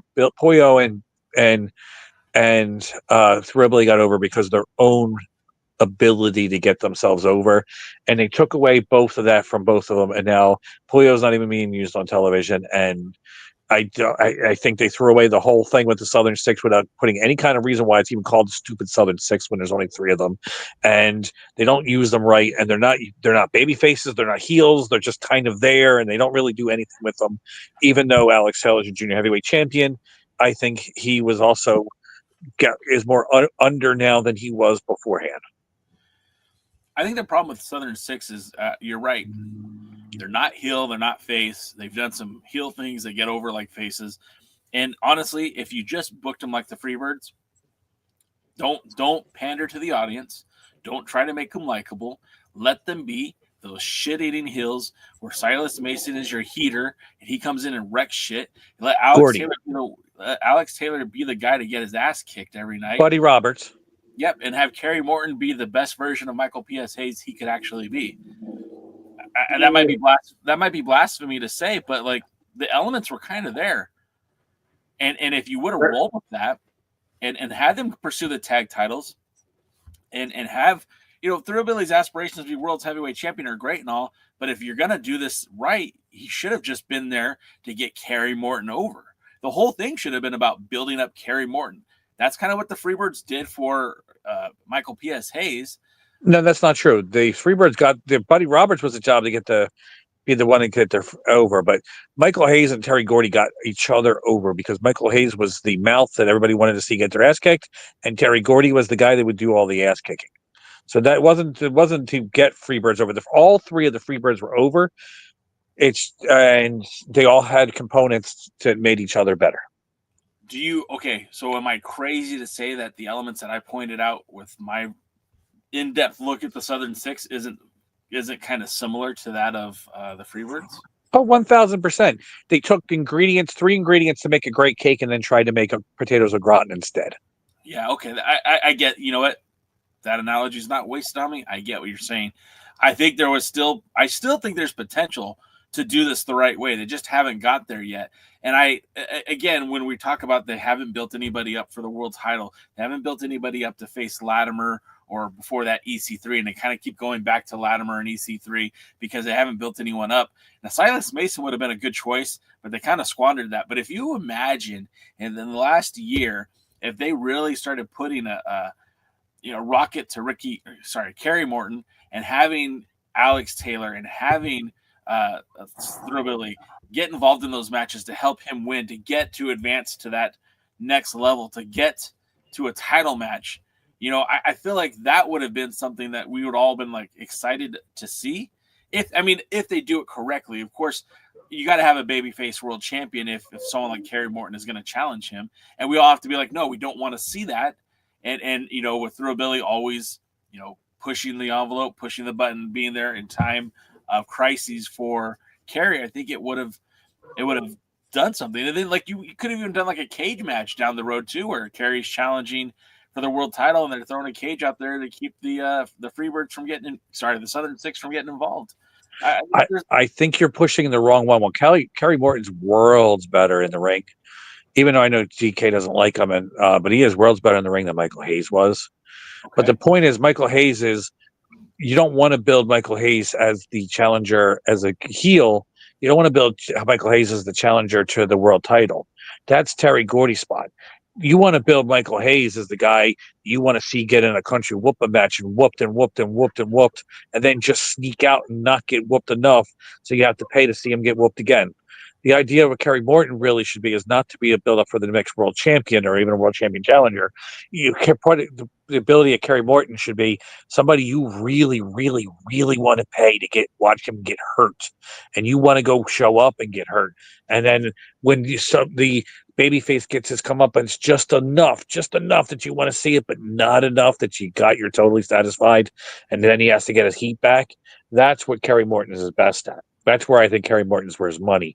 Not to build up for Latimer, but to build up for that big babyface superstar, that your Ted DiBiase's, your Steve Dr. Death Williams, your Terry Taylors, if you're going to go UWF, your Kerry Von Erich, your Gentleman Chris Adams, your Iceman King Parsons, your Kevin Von Erich, your David Von Erich in world class. And that's what I think Michael Hayes is, where his money is, and I think that's where Kerry Morton's money is. Okay. Well, my problem with the Southern Six and Freebird comparisons is that you have a Terry Gordy and two Buddy Roberts. See, I don't see Kerry as a Buddy Roberts. I definitely see him as a Michael Hayes because he's very unlikable. He had the ability to be very unlikable and want to pay to get. You didn't pay to see Buddy Roberts get his ass. Okay, Buddy Roberts. I haven't expressed my opinion fully yet, but here's whatever you want to say about Hayes and his attributes in the ring. And Hayes was not great in the ring, but he was good enough in the ring. And what is Morton better? Maybe, but just maybe. I don't know. I don't see it. I do not see what either one of you two see. But one thing about Hayes, which is part of what made the Von Erich feud work, is Hayes did come off as a tough guy. He came off as somebody. He could talk, but he had his punch, and he was a bigger guy. He was bigger than a lot of wrestlers of that, age. And he couldn't brawl like Terry Gordy could brawl, but he could brawl. And I don't see anything when I look at Kerry Morton, I see more of a whiny Tully Blanchard. I always used to say about Tully Blanchard, I never paid to see Michael Hayes get his ass kicked. I paid to see the Freebirds get their ass kicked, but I never paid specifically for Michael Hayes to get his ass kicked. I paid to see Tully Blanchard get his ass kicked. And, like I would say about that one year with the Great American Bash, where they did all those things, and he was facing Ronnie Garvin. Who won the match didn't matter. It was that Tully Blanchard got his ass kicked at the end, whether he won or lost. That's what mattered. That's what I paid for. That's what I wanted. And so, yes, you want to see the Freebirds get their ass. You want to see the Freebirds get their ass kicked against the Von Erichs, but remember, the Freebirds also they weren't they weren't popular in the same way that Gino Hernandez and Chris Adams were popular in Dallas, but they were over. And Michael Hayes was way over because he was the talker. Gordy kicked ass, Hayes talked, and he could brawl, and Buddy Roberts lost to the blind wrestler. Buddy Roberts was the guy that did the favor. His job was to get beat up. And I don't see I don't see Kerry Morton as being a brawler. I don't see him as being Thrill Billy's tag team partner. I never had a problem believing Terry Gordy and Michael Hayes as a tag team. I had a problem believing in Terry Gordy and Buddy Roberts as a tag team. I know they were tag team majority of the time. Yeah, but I didn't have but like Michael Hayes, I saw as being a tag team partner to either one of them. But remember, by the time I came in with the Freebirds, it was just before they had split the first time in Georgia. So I didn't see a whole lot of Buddy Roberts early on because he left and he didn't rejoin them until Texas because it was a natural 3 versus 3 there. So, getting that, I don't see Kerry Morton in the role that either one of you are putting him in. I just see him as another Buddy Roberts, someone who's, that's how he was used when they were there with what's his name, Baron von Storm. He was the one that got the claw and they couldn't pull him out of the claw and everything like that. That was a position Michael Hayes never would have been in. No, but that's it. He wouldn't have been in because the object is you wanted to see him get in. Whenever the Funx finally got a hold of Michael Hayes, that's where the biggest pop was. When Ted DiBiase finally got the belt and whipped Michael Hayes, that's where the biggest pop was. They had to go through Buddy and then get through Terry to get to Michael Hayes. Well, if Kerry Morton can be as obnoxious as I think he can be and really unleashed to be that way, you'll have to get through Taylor and then you'd have to get through Thrill Billy before you get to Michael Hayes. And let's forget about Jimmy Garvin as a Freebird. No, I pretty much forget about that. I don't mind him being a Freebird, but that was a different time. Yeah. We're not talking about like in the Von Erich feud. Michael Hayes needed a tag team partner. And the reason that Freebirds combination didn't work is because neither Michael Hayes nor Jimmy Garvin was being a Freebird. They were trying to be the Road Warriors and wrestle like the Road Warriors and wrestle like tough guys. And they shouldn't have been tough guys because Jimmy Garvin's best was getting his ass kicked. And Michael Hayes' best was wanting for him to get his ass kicked. Right. But he didn't. He didn't a lot. Yes, that was the big pop. But Michael Hayes didn't get his ass kicked. He gave as good as he got. Yes, but people wanted to see it.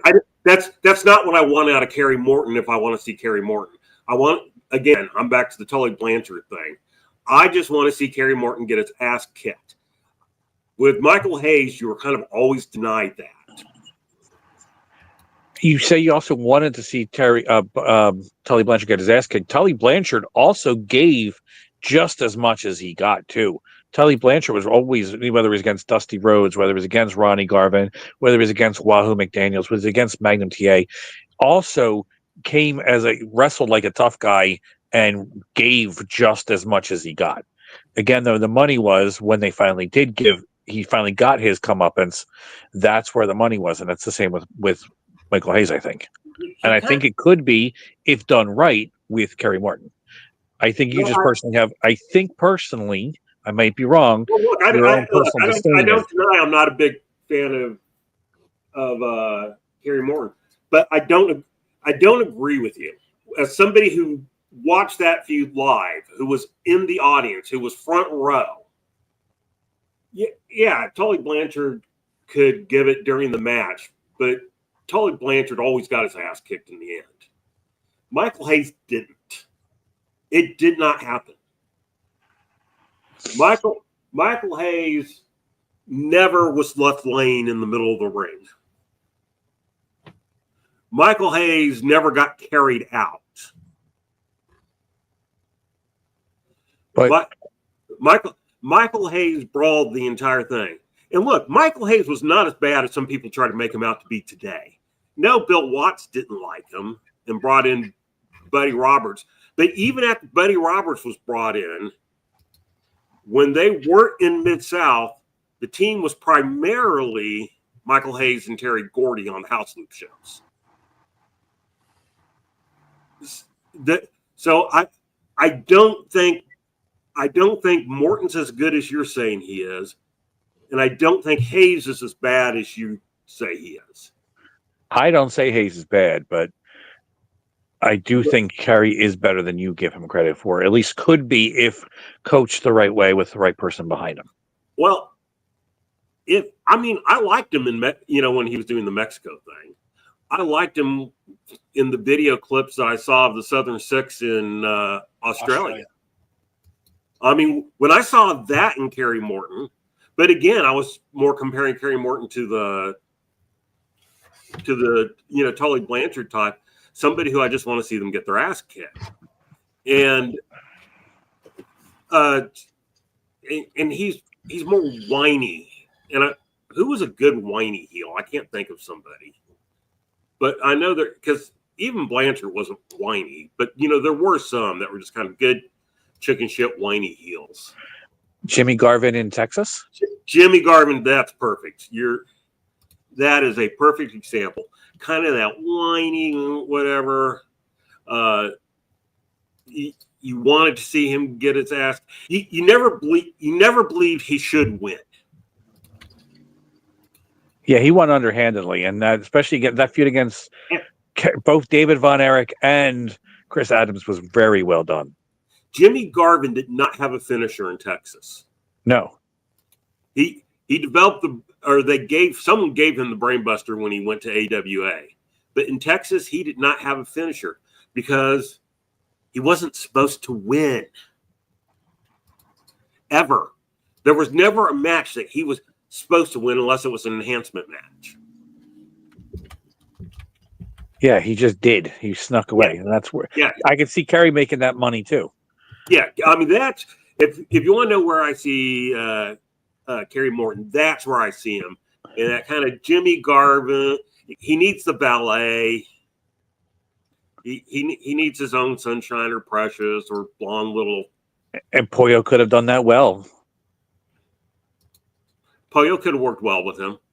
Yeah, I think Pollo could have done that valet well. There's another he had a lost opportunity. I think Pollo. They shouldn't have dropped Pollo for the Southern Six. She should have been part of the Southern Six as that kind of manager valet type thing. And yes. I think she and Kerry Morton. I think she would have done more to help get Kerry Morton over probably than anything that has ever been done in the NWA to get Kerry Morton. Even what has gotten Kerry Morton over in Mexico and Australia, I will tell you, has been Kerry Morton more than the NWA. So I will give him credit there. So I think we both agree that it's not Kerry Morton that's not getting himself over. It's the NWA that makes Kerry Morton not valuable. NWA booking. I mean, look at Dominic Mysterio. Dominic is he should rival Dominic Mysterio in being that hated, booed, chicken shit heel. And Dominic's another one who's a whiner. He's kind of whiny. I can have any nuggies anytime I want. Really, nuggies. Yeah. Hey, you know what? It works. People hate him. People, make noise when it talks. Yeah. That makes money. Not he, but it talks. Eric Embry. Yes, Eric Embry was when he was a heel when he first came into Texas and in Southwest. He was one of those little whiny. He would cry. He would cry in the ring after he lost. he would throw a baby tantrum. Hollywood John Tatum. Oh, in more of the earlier days, but yes. With Missy. Oh, yeah. That was something that I felt so bad for John that he had Missy stolen from him, but because that was an awesome combination. John Tatum was a pretty smart guy. Yes. And he could have gone somewhere with if he and Missy had stayed together. That was something. He had another valet he did pretty well with too, I think, if I remember. What? He had another valet, not obviously with the success of Missy, but he had another valet I think I remember him doing well with too. Yeah, but they kind of split them up too quick. She went with Dundee. I got some breaking news. What? Former NWA standout Kylie Ray, an independent darling, has been ID'd by the WWE. Interesting. Hope she don't lose her smile. Yeah, I think she's the first wrestler that was in. Wasn't Kylie Ray a part of NXT at one point, or am I totally misremembering that? She was somewhere. I know she was at AEW and left. Or maybe maybe I'm thinking of TNA wrestling. I think Kylie Ray had a cup of tea in a lot of places, if I remember. She did. And I hope the best. I hope she's able to capitalize on this and show everybody how talented she is. She was another Bayley-like wrestler without being a true Bayley clone. Yeah, I agree with that. No, she wasn't. I don't see that she was in. No, you're right. You're right. She did the NWA from 21-22. She did Impact from 2019-2021. She was at AEW in around 2019, but was released. She requested a release, and he split with her very amicably, it said. Very amicably with a non-disclosure agreement. Oh, that exactly. But, yeah. So, well, congrats to her. And then the other... Go ahead. I just said it's late. Yeah. Well, the last thing I was going to say is also the other breaking news is Sam Stackhouse will be appearing at Looks at Kill. I'm not familiar with him, but I've heard the name before. So looks like I've met him. He used to be huge. Yeah. I mean, like a legit 450, 500 pound guy. Last time I saw him in person, he was down around 300 maybe.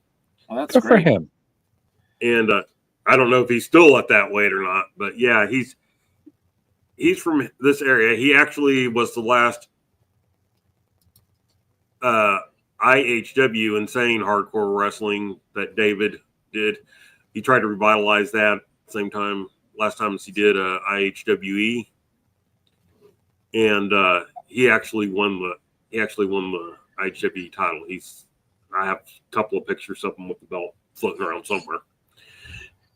And so I'm glad to hear that. Great.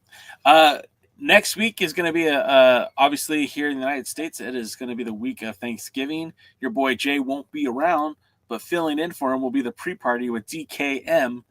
DK doesn't normally do Tuesdays with the Alliance blog, but he will be this Tuesday. And then next Thursday, we won't have a new episode of the Alliance blog, Alliance Guys podcast, but we will have a special interview with New Japan Pro Wrestling Strong referee Justin Borden.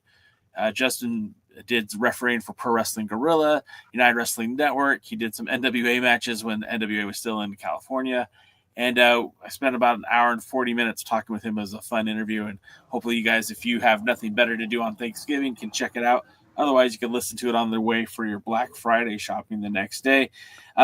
I know that there's a lot of dog information and news coming out about the next event, but I don't think it's here yet. Is it, Jaden? Actually, I do know we're going to do the Rowan University. Okay. And I can announce a few things on that if you like. Yeah. I've been authorized to announce that signed for the next Rowan event on Thursday night, April 17th at Rowan University in beautiful, not downtown, kind of more like around town, Glassboro, New Jersey. It's not very rustic either in that park because they're very well built up. But you'll see Dangerous Adrenaline Wrestling Gladiators heavyweight champion Breaker Morant will be there. Dangerous Adrenaline Wrestling Gladiators tag team champions Dave Dahl and Dylan Mesh with Connor the Flag Boy will be part of it. You'll see Dangerous Adrenaline Wrestling Gladiators, former Dog tag team champions, the Old School Empire, World Wrestling Grand Prix champion David Goldie, and World Wrestling Grand Prix champion Valerie Verman will all be involved.